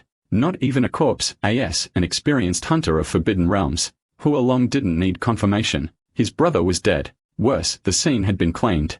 No trace, no mistake. Still, the rescue team didn't come back empty-handed. At the last known location, they recovered samples and testing revealed traces of nuclear radiation. Huolong's eyes stayed locked on the TV screen. It was replaying footage from the Anqing Martial Finals. The image froze, unleashing a blinding blue beam of atomic breath. "Little brother," he murmured, "I told you to stay out of the underground to quit that life. Why didn't you listen? Before Mom passed, she made me promise I'd look after you. Now I can't even find your body." His eyes closed, weighed down with sorrow and guilt. Then the TV announcer declared, "Final winner, Yi of Anqing First High." Huolong opened his eyes slowly, bloodshot and deadly calm. "Yi, a rare genius, no doubt. Capital Star University will surely come calling, but too bad, they won't get the chance to see you enroll." Today, Yi was planning to head into a Mystic Zone to test his new theory combining the Godzilla template with the Colossus-type template in actual combat. But just as he was getting ready, he received an unexpected letter from Chuju. The contents read, "According to the Capital Research Institute, a new mystic rift is projected to open today at 3 p.m. in Red Tree Mountain on the outskirts of Anqing. The estimated danger level is C-class that I intend to investigate. Would you like a team up?" Chuju. Yi's first reaction wasn't about the Mystic Zone. No. He was shocked Chuju still sent handwritten letters in 2024 paired with his swordsman cosplay and archaic way of speaking. He was starting to seriously wonder, is this guy another transmigrated too? By 3 p.m., the once deserted Red Tree Mountain had become packed. Over 1,000 fighters arrived, among them elite warriors and high-tier organizations. At the base of the mountain, Yi met up with Chuju, who now had a sword hanging from his waist. He had grown stronger. He was surprised at how sharp Chuju's senses were. After all, he had used some of his prize money to buy several gene serums, pushing his Colossus template compatibility to 35%. Sure, it was just a D-class monster, but it grew fast and worked fast. Definitely worth it. While waiting for the rift to open, the two chatted casually. "So, Chuju, what university are you aiming for?" "Capital Star University." There was something off in Chuju's tone when he said it. He noticed but didn't pry. He simply smiled and replied, "Guess that makes us future classmates." Just then, the crowd around them erupted. "The mystic rift is opening." A piercing screech echoed from the rift. The next second, a monstrous bird with 3 twisted heads and pitch-black feathers forced its way halfway out of the portal. This was clearly a high-tier beast. It had muscled its way to the front and become the first creature to emerge from the rift. But unfortunately for it, what waited outside wasn't prey. It was over 1,000 armed warriors locked and loaded. "Kill!" The mountains roared with the sound of unified battle cries. No one hesitated. The fighters surged toward the monster like a tidal wave, not caring one bit that it was still awkwardly stuck in the portal. The 3-headed bird thrashed in panic, each head flailing as it tried to retreat, but it was stuck. Within seconds, its massive body was trampled and crushed beneath a stampede of blades, boots, and battle cries that they say. The early bird gets the beat down. Yi and Chuju blending into the crowd passed through the rift right behind the wave of warriors. On the other side, they were greeted by a jaw-dropping sight, a forest of colossal trees, each over 100 meters tall, towering like skyscrapers piercing the sky. Suddenly, a thick metallic stench of blood flooded Yi's nostrils. He looked ahead. The entrance of the rift had already become a battlefield with a mini-beast tide crashing into the arriving warriors. Screams, roars, and the clash of steel filled the air, merging into a brutal chaotic symphony of war. He quickly realized the warriors weren't just here to loot the Mystic Zone. They were holding the front line for a reason. According to the Blue Star Defense Act, all licensed martial artists have both the freedom to explore mystic zones and the duty to protect the real world from beast tides. Anyone who ignores that duty and lets a tide slip into the outside world causing civilian casualties will be stripped of their warrior status and tried in military court. For a warrior, the greater the power, the heavier the responsibility. Yi and Chuju joined the front line, pushing back against the oncoming beast tide. Chuju activated his bloodline, unleashing waves of icy energy that froze the beast's legs in place, locking down the path ahead. Suddenly, a beast lunged at him from behind. In a split second, he launched his atomic detonation fist, blowing the ambusher into mist and melted flesh. "Watch your back," he said, completely unfazed. Then almost lazily, he added, "These Mystic Zone beasts, not a single one can put up a decent fight. Behind him lay a field of smoldering corpses. Chuju was stunned. He'd been carefully holding the line and he had already wiped out an entire section of monsters. The creatures he killed weren't just burned, they were dissolved. As if every cell in their body had been disintegrated from within. That was the terror of atomic radiation, silent, invisible, and absolutely devastating. And now for the first time in the open battlefield, the walking nuclear disaster zone could unleash his power freely. Roar. Scree. Beasts howled as they charged at him only to melt into puddles of gore a few meters away, cooked alive by the sheer heat radiating from his body. On another part of the battlefield, warriors locked in desperate melee turned their heads only to see that the warriors behind them were already relaxing and wiping sweat. Yo, what the hell? They done already? Did they bring in some high-tier merc? Nope. That's the top score from Anshing's entrance exams. The what? Wasn't he just a trainee? How's a kid soloing entire waves of monsters? You didn't watch this year's entrance exam broadcast? No. Who wants to watch high schoolers fight? Idiot. That high schooler could mop the floor with 10 of you. As the battle dragged on, exhaustion began to show on the warriors' faces. Then someone shouted, "Drive the beasts toward the top scorer." And just like that, the battlefield adapted. Everyone instinctively pivoted using EE's nuclear radiation field as a natural kill zone against the monster tide. No one knew how long the fighting had lasted, but then boom, a signal flare burst in the sky. Eyes that had gone dull with fatigue suddenly lit up. Decapitation confirmed. The alpha beast is down. We did it. The tide is breaking. Monsters are retreating. Don't let up. Finish them off. Zuju finally exhaled, relief washing over him. The first wave of Red Tree Mountain's beast tide was over to the 1,000+ warriors who had entered. Only about 800 remained. He strolled over casually, lugging several massive sacks behind him. His chill attitude stood out like a sore thumb amid the blood-soaked survivors. Phew. Hey, Chuju, real talk. I'm running out of hands here. How am I supposed to carry all this loot? With a thud, he dropped several bulging sacks of monster cores in front of him. Chuju silently handed over a silver-black ring. My spatial ring. Use it. Whoa, nice. A space ring. Those go for tens of millions on the market. He eagerly stuffed the bags inside. I knew you were secretly loaded. Wuxin's back. Thank the heavens. If he hadn't taken out the elite beast, we'd have all died out there. The crowd parted automatically as a tall broad-shouldered man strode forward, righteous energy radiating from him like a wall that he quickly realized. This guy was heading straight for him. Hello there. Anshing's top scholar, the man said with a warm smile. Name's Wu-sun, regional commander of the Silver Wolf Mercenary Corps. I've heard what you did out there today.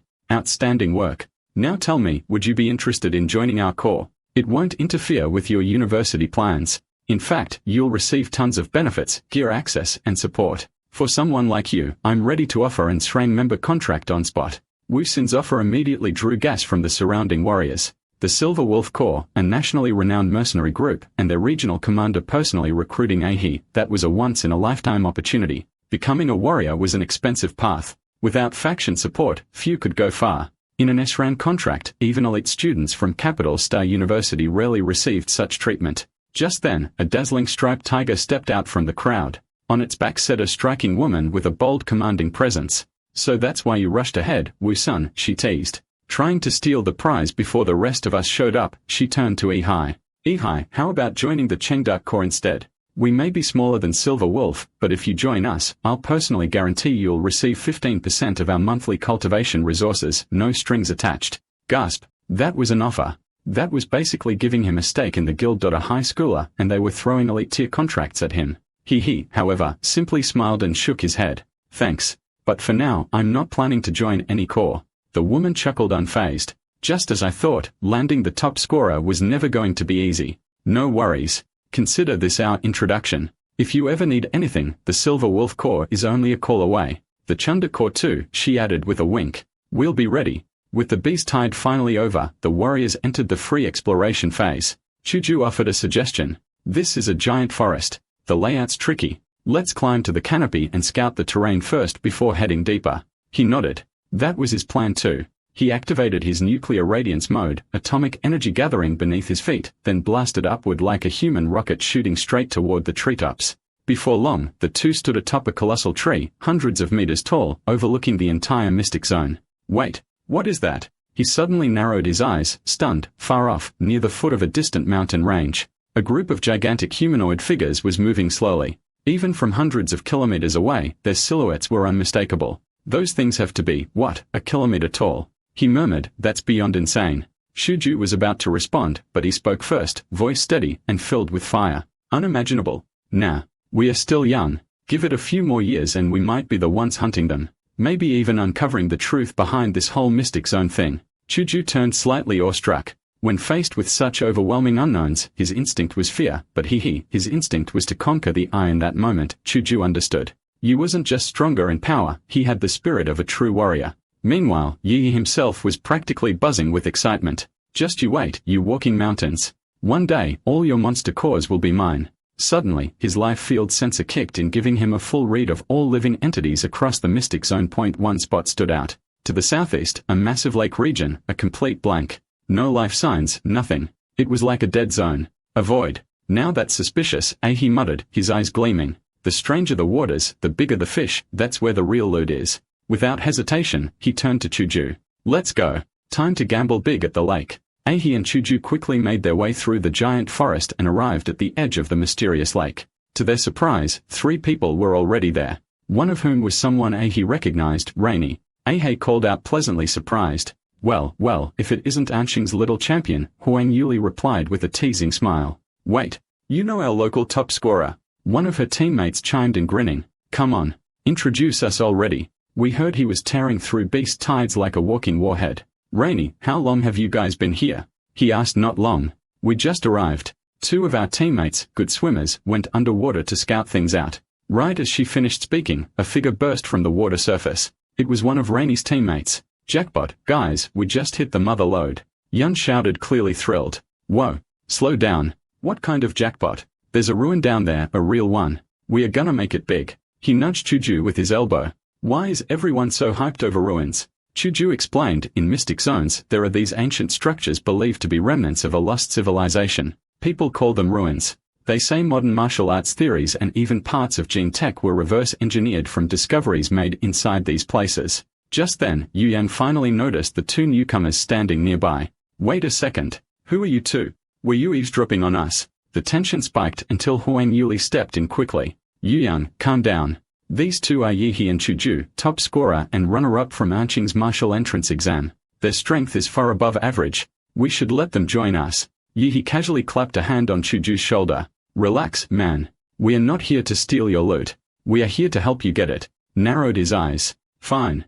Then how do we split the gains? We are not partner team, so we'll take a cut based on contribution. We earn it. We keep it. He replied smoothly. Yu Yang was clearly annoyed, but he knew better than to pick a fight with 2 rising stars. He scoffed, all right, you're in, but don't try anything shady. Got it. With that settled, Yu Yang led the way, diving into the lake. The others followed one after another. Thanks to their enhanced physical strength and lung capacity, all 6 warriors dove roughly 30 meters deep. There, Yu Yang located a marker he'd left earlier and led the group into a submerged cave tunnel. That passage leads to the ruin, he said. Once they surfaced inside the cave, Yu Yang immediately looked around. Where's Li Wei? I told him to stand guard right here.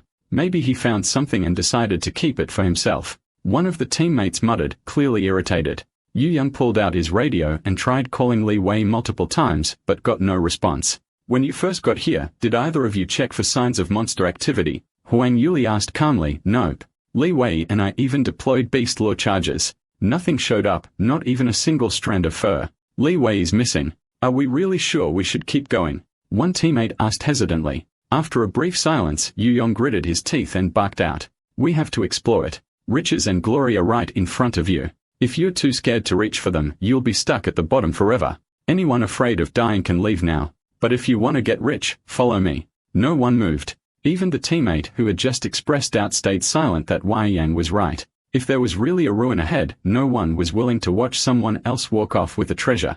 All right then, he said. Let's move.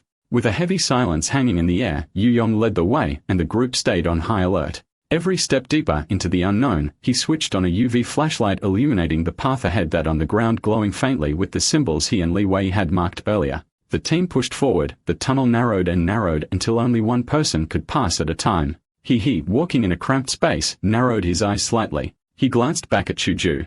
Their eyes met, and they communicated in silent lip sync. Something's off. Shuju, yeah. The timing doesn't add up. Rainy said they got to the lake only 10 minutes ago. Yet these 2 managed to find this cave, swim through the lake, discover a hidden tunnel, and navigate all the way to a ruined entrance. That's not scouting, that's straight up wall hack. Shuju whispered under his breath, pretty clear we are being played. Wanna warn your friend and get out of here. But Ahei smirked, eyes gleaming. Relax that I've got a trump card. Soon, the group arrived in a massive underground cavern, easily the size of a football field. Dark green vines covered every inch of the floor, walls, and ceiling. But what made their blood run cold were the things entangled in the vines, dim lifeless monster cores and piles of ash where creatures have been reduced to dust. And no wonder the lake had been so eerily quiet. Something down here had already devoured every other predator. Huang Yuli's expression darkened instantly. Her voice was cold. Yuyun, where's the ruin you promised? One of her teammates let out a piercing scream pointing to the far side of the cavern. There, a mummified corpse suspended in the air pierced clean through by thick vines. Judging by the clothing, it was Li Wei. Huang Yuli and another woman stumbled back pale and horrified. Yu Yong meanwhile collapsed to his knees clutching his head and muttering hysterically, the ruin, where is it? It was supposed to be here. Li Wei is dead. How did he die? The vines, the vines. Suddenly, clarity flickered in his eyes. His voice broke into a desperate shout. I think the vines got to me too. Run, splat. His head exploded like a firecracker, sending blood and bone flying. From the shredded remains, several vines slithered out, twisting like demonic tentacles. Yuyun, Huang Yuli screamed, her voice cracking with disbelief and horror. In that instant, Yi He acted, unleashing a devastating atomic breath straight at the threat. Boom. A blinding blue energy beam exploded forward, incinerating the upper half of Yu Yang's body along with the writhing vines that had infested him. Yi's eyes were cold, his tone even colder. I didn't expect a monster with this level of intelligence. It killed 2 fighters, took over one of their minds, then used his body as bait to lure in more victims. That's not hunting, that's strategic ambush, which means we're already deep inside its feeding ground. Crack, crash behind them, massive stones and thick vines suddenly collapsed across the only exit, sealing them in completely. Shujo's gaze locked on the moving vines.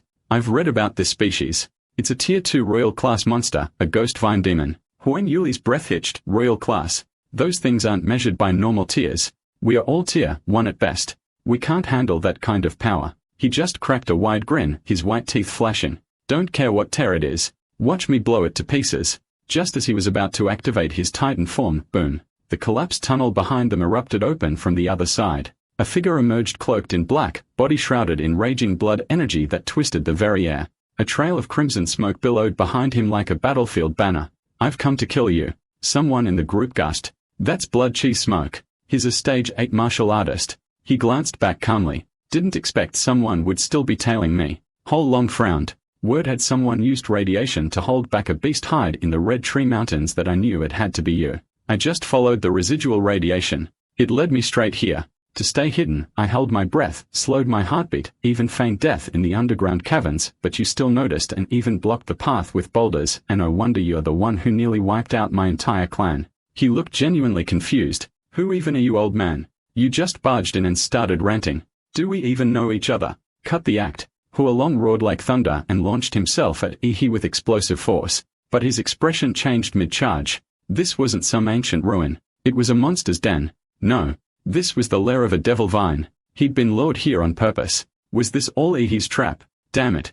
This was your plan all along. Hualong cursed. That devil vine drains energy and releases neurotoxin. If this drags on, I'm as good as dead.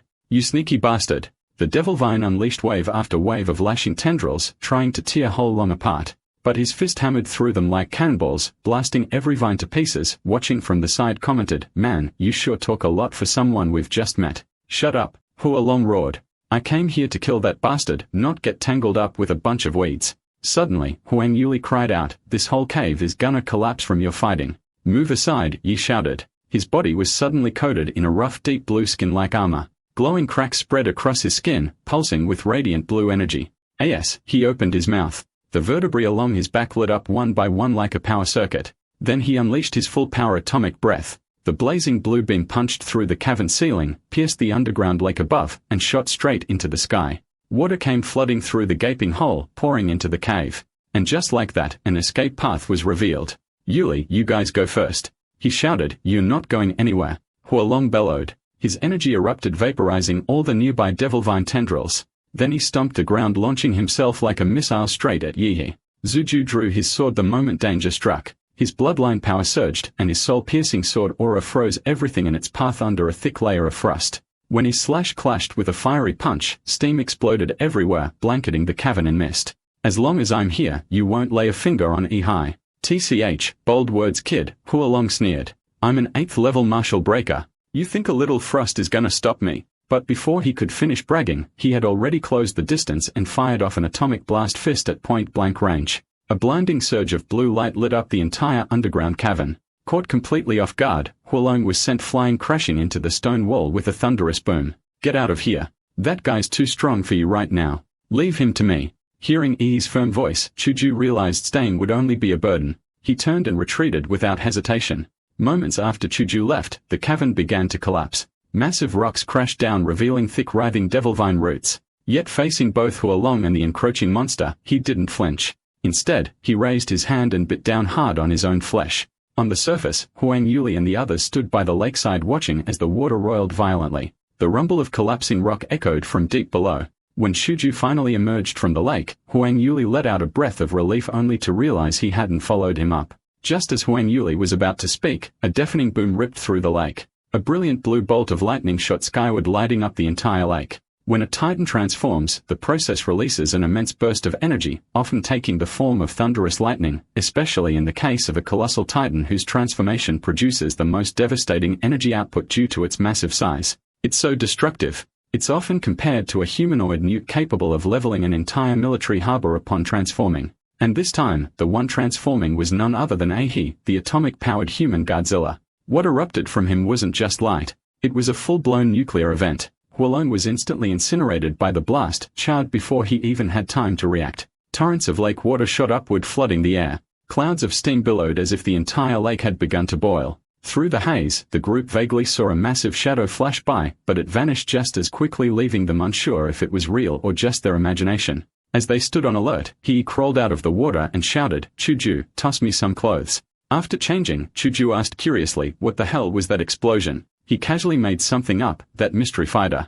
He blew himself up with a plasma bomb, took the devil vine with him. Shujo scratched his head, but I swear I saw some kind of giant in the fog. Nope. Just the explosion messing with your eyes. He interrupted quickly. After successfully brushing them off, he let out a quiet sigh of relief. If they ever found out he had a monster transformation template, things would get complicated fast. He did go a little overboard. The guy got vaporized, not even a corpse left to loot. I could see, Lee, he managed to secure the Devil Vine's core. After barely surviving their ordeal, Huang Yuli and the others were utterly drained and ready to leave the secret realm. We'll head out first. Huang Yuli said apologetically, sorry for dragging you into this mess. Not only was it a wasted trip for you, but you even had to save us. We'll make it up to you once you're out. He grinned. Come on, Yuli. Don't be so formal, but let's just call it payback for the time you helped me. If you try to repay me again, I'll just end up owing you all over. Huang Yuli chuckled and dropped the subject. She waved goodbye and left with her team. Yihi and Chuju then continued exploring the secret realm. Thanks to Ahi's powerful live field sensing ability, they racked up quite a haul. By the third day, feeling they gathered enough, they decided it was time to leave. Returning to the real world, they looked up and were stunned to see planes flying overhead. It's only been a few days and this place has already been turned into a town with cargo planes. Man, the infrastructure speed in this country is just insane. He headed to the Relic Appraisal Center to have his loot evaluated and to pay the 10% tax. Sir, please be careful, the staff reminded him. If these items are damaged, it'll be your loss too. He scratched his head. Sorry.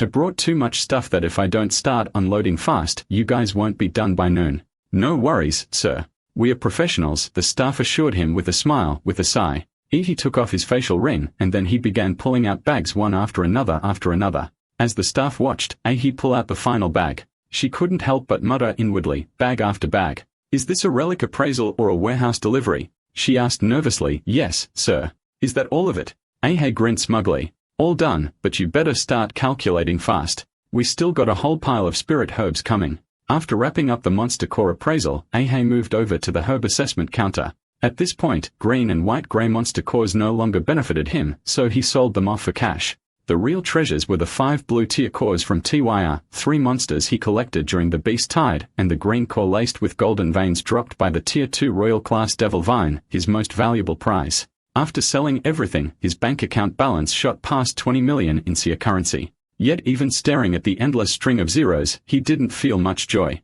Honestly, all that money still wasn't as satisfying as boosting his compatibility rate by just 10%. After all, in this world, raw power was the one true truth. Now the question was, how could he spend this money for the biggest upgrade? The gene serums available on the market were no different from low-tier monster cores, useless for enhancing either of his current templates. He let out a sigh. Even my templates are picky now. Seriously, they become more high maintenance than I am. He wanted higher grade serums, of course, but those were all under strict purchasing limits. And with his current clearance level, he didn't even qualify to join the queue. Still, there was another route to power: martial arts. During the college entrance exam, he had outperformed geniuses like Liu Qingzhu thanks entirely to the absurd stats from his Godzilla template. But in terms of actual technique, he couldn't even compete with the martial arts nerds. Time had changed that with some overpowered martial skills. And if anyone in his circle had the connections to get high-level techniques, it was the principal of number 1 High Dot. He chuckled to himself. Time to pay a visit to the wise old man and drain his golden loot. Not long after, he barged into the principal's office. The principal calmly poured him a cup of tea. With years of experience and a sixth sense for student scheming, the old man instantly saw through him. This kid clearly wanted something. He casually pulled out a bottle of pricey liquor. Inside floated a rare ginseng herb. Rumor had it, no middle-aged man could resist this miracle brew that supposedly boosted vitality, stamina, and other things. After a few polite words, he cut straight to the point. Principal, I'm looking to learn some powerful martial techniques that I haven't entered university yet. So my only option is to reach out to martial families that do you have any connections? The principal frowned. You've already been admitted to Huaju University. It's practically guaranteed. Why rush? You can learn all that stuff once you're enrolled. But I'm really hungry for growth, sir. Fine. Since you're so eager, I'll make an exception and help out that you're a special case talent. After all, an education should be tailored, not cookie cutter. Exactly, principal. Rules are dead. People are alive. With flexible educators like you, the academic world still has hope. The next day around noon, his phone rang. It's done. You can head over now. Really? That's amazing. Thank you. Which martial family is it? The Liu family in Anshan. He froze. That the Liu family, and they are willing to pass down their secret arts. This was gonna be interesting. Meanwhile, on the streets of Anshan, a sleek black motorcycle worth over 2 million roared down the road. Riding, it was Liu Qingjia, the Liu family's young heir. He leaned low over the handlebars as the engine screamed like a beast echoing through the city. Behind him, a blonde beauty clung to his waist, her hair whipping in the wind. "Gig, you're so wild." Puffed up by the praise, Liu Qin just smirked and was just about to brag when suddenly a bright yellow rental bike pulled up next to him. "Yo, bro. Eyes on the road. One wrong move at that speed and it steers at your loved one's time." Liu Qingdu felt utterly humiliated as a self-proclaimed motorcycle god. "What the hell? Are you nuts? You nearly gave me a heart attack." Riding a junky rental bike and trying to race him, he growled, twisted the throttle hard, and his steel beast roared to life, blasting forward and leaving Ihi in the dust. "You keeping up with me, dream on, pal?" Watching that tiny yellow bike shrink in his rearview mirror, Liu Chengji felt euphoric. Nothing like putting some wannabe in his place. But then a strange thunderous sound rolled up behind him, louder than his own engine. He glanced back. What the hell? That blue streak was E-High. The guy had activated his nuclear leg mode, blue rocket flames blasting from his calves like a damn space shuttle. He was flying onto a bike. "Later, bro," he flashed a smile as he zipped past and then straight up launched into the sky, vanishing into the clouds like a human missile. Liu Qingji and his blonde passenger were left frozen in disbelief. Wait, bikes can fly now? That speed, wasn't that basically a jet? Half an hour later, E-High arrived at the Liu family estate, calm, composed, and looking like nothing had happened. No doubt about it. This was a proper martial arts family. Even their residence looked like a miniature castle. At the same time, these live field sensing picked up several powerful presences hidden within the estate. Yep, definitely not a place to mess around. Just then, a figure in a flowing white dress appeared at the gates. It was Liu Qingzhu. She looked slightly nervous as she greeted him. "You've arrived. See him? Why, mother asked me to escort you." "Duh. Let's go meet her now." He simply nodded and followed silently behind her into the estate. Their feet stepped onto a plush high-end carpet as they entered an elegantly decorated and spacious hall. "Mother, he is here," Qingzhu called softly. Almost immediately, the sharp click of high heels echoed across the room. A poised, graceful woman with a mature aura descended the stairs slowly. He looked up and was momentarily stunned. Liu Qingzhu's mother was breathtaking. Time had not dulled her beauty, it had refined it. Like vintage wine, her presence only grew more alluring and elegant with age. Watching the scene unfold, he held his breath and screamed internally, "Prime Minister, understand now." A few days earlier, after the college entrance exam, Liu Qingzhu had returned home fully expecting her strict mother to scold her harshly. She had braced herself for punishment, but to her surprise, her mother simply invited her into the study for tea, a rare and quiet moment. Jinshu, relax that I watched the live stream of your battle with that boy Yihe. You did well. Yihe's strength would be impressive even in Huaju's elite exams. There's no need to beat yourself up. In this generation, you're the only one truly capable of carrying the Liu family's future. Your brother lacks the talent, he could never shoulder the legacy, but you're still a girl and far too beautiful at that. Kinlan reached out and gently pinched her daughter's cheek. Her expression, a blend of tenderness and concern. Your father passed too early and without any strong relatives to back us. The Liu family has been forced to retreat to this tiny corner of Anshan. If a major clan proposes a political marriage, we don't have the strength to refuse. That would mean the Liu family, our 100-year legacy, might be swallowed whole. Ahei is exceptional, gifted, humble, with a clean background and limitless future. And from what I've seen, he's no power-hungry schemer that I'd like to see you with him. What do you think? Kinlan looked Liu Qingju straight in the eye, her tone gentle but firm. You don't have to answer me now. Spend some time with Yi first. Kinlan stepped down the stairs and said, welcome to the Liu family. Yi barely resisted the urge to strike a dramatic pose and declare himself chosen by fate. Instead, he bowed respectfully. Hello, auntie. Just a small gift for you. Jinlan didn't even glance at the gift. Instead, she smiled and said, I heard from your principal that you are interested in advanced martial techniques. Kinzu will take you. He was stunned. He hadn't expected her to be so straightforward. No tests. No hoops. Just pure generosity. Qingzu will guide you to the Liu family's martial vault. But keep in mind, no techniques can be taken out. It's 1 day of study, and that's it. In the deepest part of the vault, there are 3 Xian Huang class martial arts. Whether you can learn them depends on your own ability. Upon hearing that even Shen Huang level skills were on the table, he inhaled sharply. Understood. Then allow me to thank the Liu family for this incredible opportunity. And he specifically thanked the Liu family, not Xinlan personally. That one-word choice carried weight. It implied a formal acknowledgement of favor, a future promise. If the Liu family ever needed him, he'd be there. Xinlan was very pleased by the nuance. The more she looked at him, the more she liked him. He, however, was starting to feel weirded out by the oddly intense way she was staring at him. Soon, Liu Qingzu began leading him to the martial vault as they walked together in silence. He couldn't help but notice, was it just him or was Qingzu acting way more shy than before? Qingzu, why do I feel like you've been avoiding my eyes this whole time? He suddenly stepped forward, locking eyes with her startled gaze. It was like staring into the eyes of a frightened deer. Liu Qingzu had never been this close to a boy before. She could feel his warm breath brushing her cheeks, sending a strange tingle down her spine. Flustered, she backed up half a step. And no, I wasn't. Why are you getting so close all of a sudden? Still bickering, the two continued on until they arrived at a hidden underground stone chamber. He reached out and ran his hand along the rough solid surface of a wall. It was obvious this stone wasn't ordinary. Qingzu spoke up. This is force dampening stone that it was excavated from secret realm. Even a warlord class blow wouldn't crack it. Yi's eyes lit up. Can I punch it once? She blinked in surprise. That was not the reaction she expected.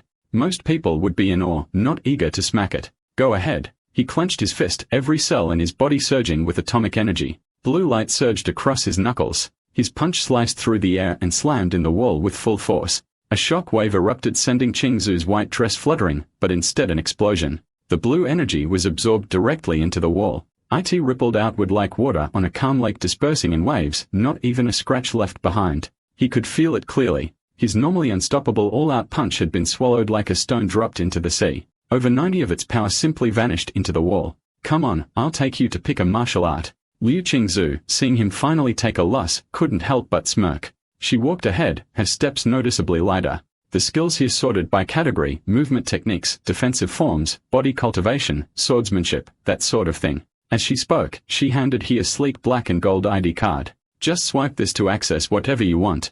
The Xianhua class techniques are in a private chamber at the very back, also car protected. But listen, you won't master one in a day, that 18 most, you'll scratch the surface. Honestly, she added, I don't know if my mother did you a favor or set you up that I could help you pick a few high-tier skills that aren't Tishan level, but they'd be way easier for you to learn and actually suited to your style. He grinned. Look at you worried about me. Then he turned serious. If I don't even dare to face the strongest option when it's right in front of me, I might as well quit now and go home. Seeing how determined he was, Qingzu said nothing more. She stepped forward and opened the thick black stone door to the vault. Inside were 3 secure cases, each labeled with a name. 2 of them read ephemeral shadows to pan primordial jade fingers, the very techniques Qingzu had shown before. The third one though is unfamiliar, flesh-bound demon prison. You can't just read Jianwang techniques like a book, Qingzu explained. They are encoded with something called martial resonance, a kind of spiritual rhythm left behind by the original creator. If you can't feel it or if your own nature clashes with it, you won't even be able to start training.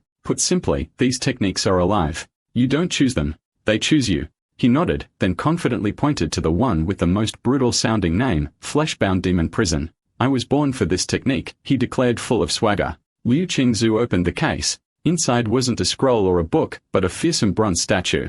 The statue was a hulking figure with rippling muscles, and in the grooves of its body, twisted ghostly faces screamed silently as if 100 evil spirits have been forcibly sealed within. The aura was downright chilling. As the statue was revealed, he blinked in shock. Wait, teases the martial technique. And then he really started hearing ghostly wails echoing in his ears. Shanwan techniques aren't always written. Qingzu explained. They can take the form of statues, paintings, relics, anything capable of holding martial resonance. That's what makes grandmasters so mysterious. Only grandmasters can distill that essence, what we call martial resonance, and seal it into an object for future generations to inherit. With her explanation finished, Qingzu turned to leave. From here on, it's up to you. Wait, hold on. What do you mean up to me? You didn't even tell him how to learn it. Just feel it that if the resonance chooses you, it'll come to you. He stared at her utterly baffled that is she trolling me right now? Whatever. Thinking too hard gives me a headache. He yawned, dropped flat onto the floor and muttered, if it's all about fate, I'll let fate find me in my sleep. And just like that, out cold, watching from the surveillance room, Liu Qingzu let out a sigh and face-bombed. Honestly, this is so you. Suddenly, he found himself in a strange new space, an old decrepit temple covered in dust. The angry-faced deity on the altar had one arm broken clean off. So this is what they meant by entering the resonance realm. This whole place is the martial resonance, the spiritual echo of the technique. He tried channeling his power, but nothing that Inochi, not even a flicker of atomic energy from his demona template that it was like being reduced to a powerless civilian. Thankfully, the monster interface still worked. Frowny face warning. Host consciousness detected inside unknown domain, engaging mental body reinforcement to prevent death. But it wasn't just the system that a rough savage voice suddenly thundered in his ears. On the remaining arm of the wrath-faced guardian statue, a massive brute now stood built like a battle-hardened grizzly. The man had eyes like a hungry wolf and stared he down. My martial legacy ain't for weaklings. Only real iron-blooded men can carry it forward. If you're not one of them, I'd rather let it rot in the ground. Prove you've got the guts, kid. He looked identical to the statue outside. Every scar, every snarl, exact. When the storm hits and the night parade of 100 ghosts begins, you're guarding this dump. Let a single demon defile this altar and you fail. You win. I'll teach you a trick or two that you lose. The white ghost will eat your soul and you'll go mad. Martial path over, so if you're just a soft little punk, run. Drip that a cold raindrop leaked through the broken ceiling and landed right on Ihi's face. When Ihi snapped out of it, the savage brood on the statue's arm had vanished. The trial had officially begun. Behind the wrath-faced guardian's throne, he found a rusted battered longsword. Alone, sword in hand, he stood at the temple's shattered gates. The rain intensified. Thunder cracked through the sky, the blinding white bolt lit up Ihi's face as if marking the signal. The night parade of 100 ghosts had begun. Countless shadowy figures shrieked and lunged at him from the darkness. Ihi was already in position, completely ready. As the first spectre dove at him, he didn't hesitate. He slashed straight at its head. The moment the blade struck, the rusted sword flared with golden light. The spectre let out a piercing wail and dissolved into ash. Knew it, he muttered. No way they'd throw me into a trial without something to fight back with. These bones must be hiding more gear. A grin crept on his face. He was fired up now. No longer guarding the temple passively, he charged forward, sword in hand into the heart of the spectral swarm. As Ahi charged forward, the savage brute reappeared in the background. Arms crossed, he watched Ahi leave the temple with a scornful sneer. These white ghosts are laced with my killing intent, and this little rookie thinks he can just walk out of the safe zone. What a joke. Another idiot. Each generation gets dumber. Guess I'll be cleaning up another corpse today. Meanwhile, he was having the time of his life slashing through ghosts like weeds. Just then, another spectre lunged at him, but its claws phased right through him, missing entirely. What the brute froze in shock. Why can't my ghost touch him? What is this kid made of? Turns out, inside this spiritual trial, Ihi's monster template had automatically activated a guardian mode rendering him untouchable. Wait, does this mean I'm literally invincible right now? He broke into a wicked grin. His laughter even started to sound a little unhinged, and so began the massacre. His sword skills were trash, but it didn't matter till he leapt, slashed, stabbed, and spun. Ghosts fell like chopped vegetables. The savage brute stared in disbelief. When did my trial become a joke? How is he unaffected by my martial resonance? Simple. Ahei said smugly, hard work and constant practice. Of course, that punchable face didn't show the truth. He was just shamelessly cheating with a built-in hack. Hard work, the brute chuckled darkly. You've handled the ghost. I won't go back on my word, but whether you can handle this inheritance, well, that's a different story. As he finished speaking, thunder cracked across the sky. The wrath-faced guardian statue collapsed, revealing a dark ancient well beneath it, a bottomless pit. Just one glance into its depths sent a chill down Ihi's spine. Inside that well lies the purest essence of malice. I forged in life the flesh-bound demon prison technique. Its true form is down there, that if you can absorb it. The brute didn't even finish his sentence. He had already jumped in. Good. That's the kind of guts I like. He couldn't help but grin, truly impressed for the first time. In his prime, this man had been a legend. One of the few to conquer an S-rank secret realm. His rise and fall were both tied to one technique, flesh-bound demon prison. But his age weakened his body. The very malice and vengeful spirits he had sealed within began to claw back, twisting his mind, driving him mad until he started killing those closest to him to stop himself from falling further. He ended his own life that eye in his final moments. He fused his lingering rage and spiritual imprint into the statue, creating a legacy only the worthy could claim.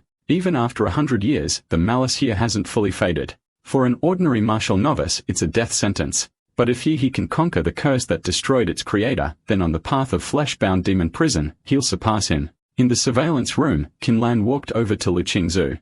Together, they silently watched Yi, who is now deep inside the martial residence realm. Suddenly, Qingzu gasped. Mom, what's going on? On screen, Yi's body was now surrounded by strange ominous aura. His limbs twitched violently as if needles were piercing his flesh. Just moments ago, he'd been smiling in his sleep like he was having the time of his life. Now, he was convulsing like he'd been electrocuted. Worse, tiny streams of blood had begun to seep from his pores. Qinlan, however, showed no panic. She calmly inhaled from her slim cigarette, then exhaled. This third Kaihuang technique, your grandfather stumbled upon it late in life. He tried to train in it. But even with his mastery, the residents rejected him outright. It injured him severely. Since then, no one in the Liu family has dared touch it again. The stronger the power, the harsher the price. Heavy lies the crown. And since he chose to claim that power, he must be ready to. She stopped mid-sentence, eyes suddenly widening. On the screen, Yi Yuan then casually stretched, looking like he just woke up from the best nap of his life. The room went quiet. Qinlan looked mildly embarrassed. Qinzu, on the other hand, grinned and said, Mom, maybe Yi's cultivation isn't as dramatic as you made it sound. Yi opened his eyes and stared at the cracked, crumbling statue in front of him. He bowed deeply. Thank you, Senior, for passing down your legacy. Then the final echo of the brute's voice rang in his mind. Kid, you're the most gifted person I've ever seen. Maybe you're the one who can uncover the truth behind the secret realm. We never could. That unfinished mission now falls to your generation. Eastside internally, man, you've got me all wrong. I'm just using cheat codes. He clenches fists, feeling the power surging within. Flesh-bound demon prison, a body like a living Asura. Okay, so my stats didn't go up at all. But now that I've got a Xinwang technique in my arsenal, my combat powers easily doubled. Just then, the stone door creaked open. Qinlan and Lu Qingzu stepped into the chamber. Yi, did you succeed? Yi grinned, flashing a row of bright white teeth. Yet I nailed it. Qinlan stared in disbelief. This can't be. Even with Qingzu's talent, it takes at least a full week. No sleep, constant immersion in the resonance to grasp a Xinwang technique. That Yi, how long were you in there? An hour. You seriously pedia your way to mastery. Qingzu glanced at Yi, who now wore a smug little grin. Everyone always call me the genius, but the real genius is standing right here. Noticing the skeptical looks on both their faces, Yi chuckled. All right. You want proof? I'll give you a little demonstration. He gathered his chi from the danqian, channeling it into his palm. Normally, martial chi was invisible, but this wasn't normal. What formed his hand was black and red, crackling with malice. A twisted, corrupted aura born from the spiritual trial that he put it simply, it worked like an enchant from a video game. Coding weapons or strikes to boost their damage and lethality. Mountain-crushing fist, he dropped his stance, spine tight like a bowstring core engaged, then launched a punch that exploded with black-red energy. The blast sent a gust of force rushing toward the mother and daughter, making them instinctively step back, and in the air, they swore they could hear a ghost wailing. Even Lu Qingzu, known as a martial arts prodigy, narrowed her eyes in disbelief. That punch just now, precision, the pressure, it was insane. Was that seriously just a mountain-crushing fist? The most basic overused technique in town. Qinlan's gaze locked onto, her expression unreadable. You really? She hadn't expected to be this wrong about him. on the other hand, was getting visibly uncomfortable under her intense stared up. Please, your daughter's literally right next to you. Don't make this a weird romance subplot. I don't wanna become the prime minister of this household. Qingzu said sweetly, since you already mastered Wan Chen Huang technique. Wanna try the other two? You still have a full day of learning time left. Xinlan raised an eyebrow and gave her daughter a sideways glance. Girl, please, I'm trying to secure this genius as a future son-in-law, but he's not officially part of our family, yet we can't just hand over the entire Lu Clan playbook all at once. He, having lived a whole second life, knew the importance of not being greedy that he smiled politely. No need. Qingzu, that technique is already more than enough. I'll need time to really master it. Also, Annie, I'm a bit tired and there are things I need to take care of at home. Xinlan appreciated his restraint even more. Very mature. I heard from the housekeeper that you showed up on a rental bike. Can you drive? Head to the garage and pick a car. You'll need something more convenient. That reminded of someone he'd seen earlier. Actually, Annie, I saw this guy riding a motorcycle earlier. It looked seriously cooled. Do you have any of those? Xinlan chuckled. Oh, absolutely. You like motorcycles too. Same taste as my rebellious son. That I'll give you his favorite one. The best in his collection. A few minutes later, Liu Chunjie arrived home just in time to hear Aunt Hong, the housekeeper, muttering something about his mom bringing in a future son-in-law. What? A son-in-law? I gotta see which lunatic thinks is worthy of my sister. She's not just beautiful. She's a once-in-a-century prodigy in all of Anshan. No way some random guy is good enough for her. That rental bike punk from earlier really ticked me off. He scared off the girl I just picked up. If I ever see him again, I swear I'll teach him what real trouble looks like. Just as Liu Qingjie was fuming with rage, something whooshed past right in front of him. He turned and his jaw dropped. Wait, that guy. That's the rental bike dude. Why the hell is he riding Mike as the motorcycle? Later that night, back at home, he pulled out 5 monster cores he had collected from the secret realm. Time to gulp them down and absorb the power inside. Last time, dry swallowing them nearly killed him. This time, he came prepared with some soul-boosting dipping sauce. He picked up a core, dipped it in his signature spicy sauce, and swallowed it whole. Instantly, a surge of energy exploded through his limbs, flooding his body with heat. He opened his system panel back in the Red Tree Mountain realm. He had used the Titan form template standing around 50 meters tall. Compared to normal monsters, he was a behemoth. But compared to that thing, the mountain-sized godlike entity hidden in the mist, he was tiny. All right then. Let's go bigger. He dumped every single point into the Titan template. Then without hesitation, he grabbed the rarest of the cores. The green one streaked with golden veins, dipped it in sauce, and swallowed it like a hot snack. Just as he was about to let the special monster core be absorbed by his Godzilla template, a system alert popped up unexpectedly. Ding, legendary Godzilla template has absorbed a high-level plant-based life form. Genetic mutation detected in progress. Do you wish to prevent the template from mutating? Yes/no. He hesitated. Template mutation meant it could evolve into a completely new subclass, could be stronger or weaker than if he rolled into a garbage form. That had bear reverse evolution. Screw it, he muttered. Life's about taking chances. Rental bike to super bike. Right? Do not prevent mutation. The system chimed again. Frowny face. Mutation path unlocked. Legendary Godzilla plus plant attribute S-class variant. Planet Godzilla template. When the current template reaches 100% integration, there will be a 2% chance to evolve in a Planet Godzilla. Absorbing more high-quality plant-based life forms will further increase the probability. Hearing the alert, he let out a deep breath. Phew, jackpot. Planet Godzilla might look similar to the regular version on the outside, but size-wise, it was on a whole different level. Over 300 meters tall, weighing in at more than 1 million tons, officially dubbed the largest Godzilla in recorded history. And power-wise, every stat was a straight-up upgrade from the legendary version. But first, his current template needed to hit 100% integration. Tom McGrind fast. As he was still mapping out his next steps, a deafening explosion rocked the outside world. Through the window, flames burst into the sky, lighting up the entire night. He froze. What the hell? Is this a terrorist attack?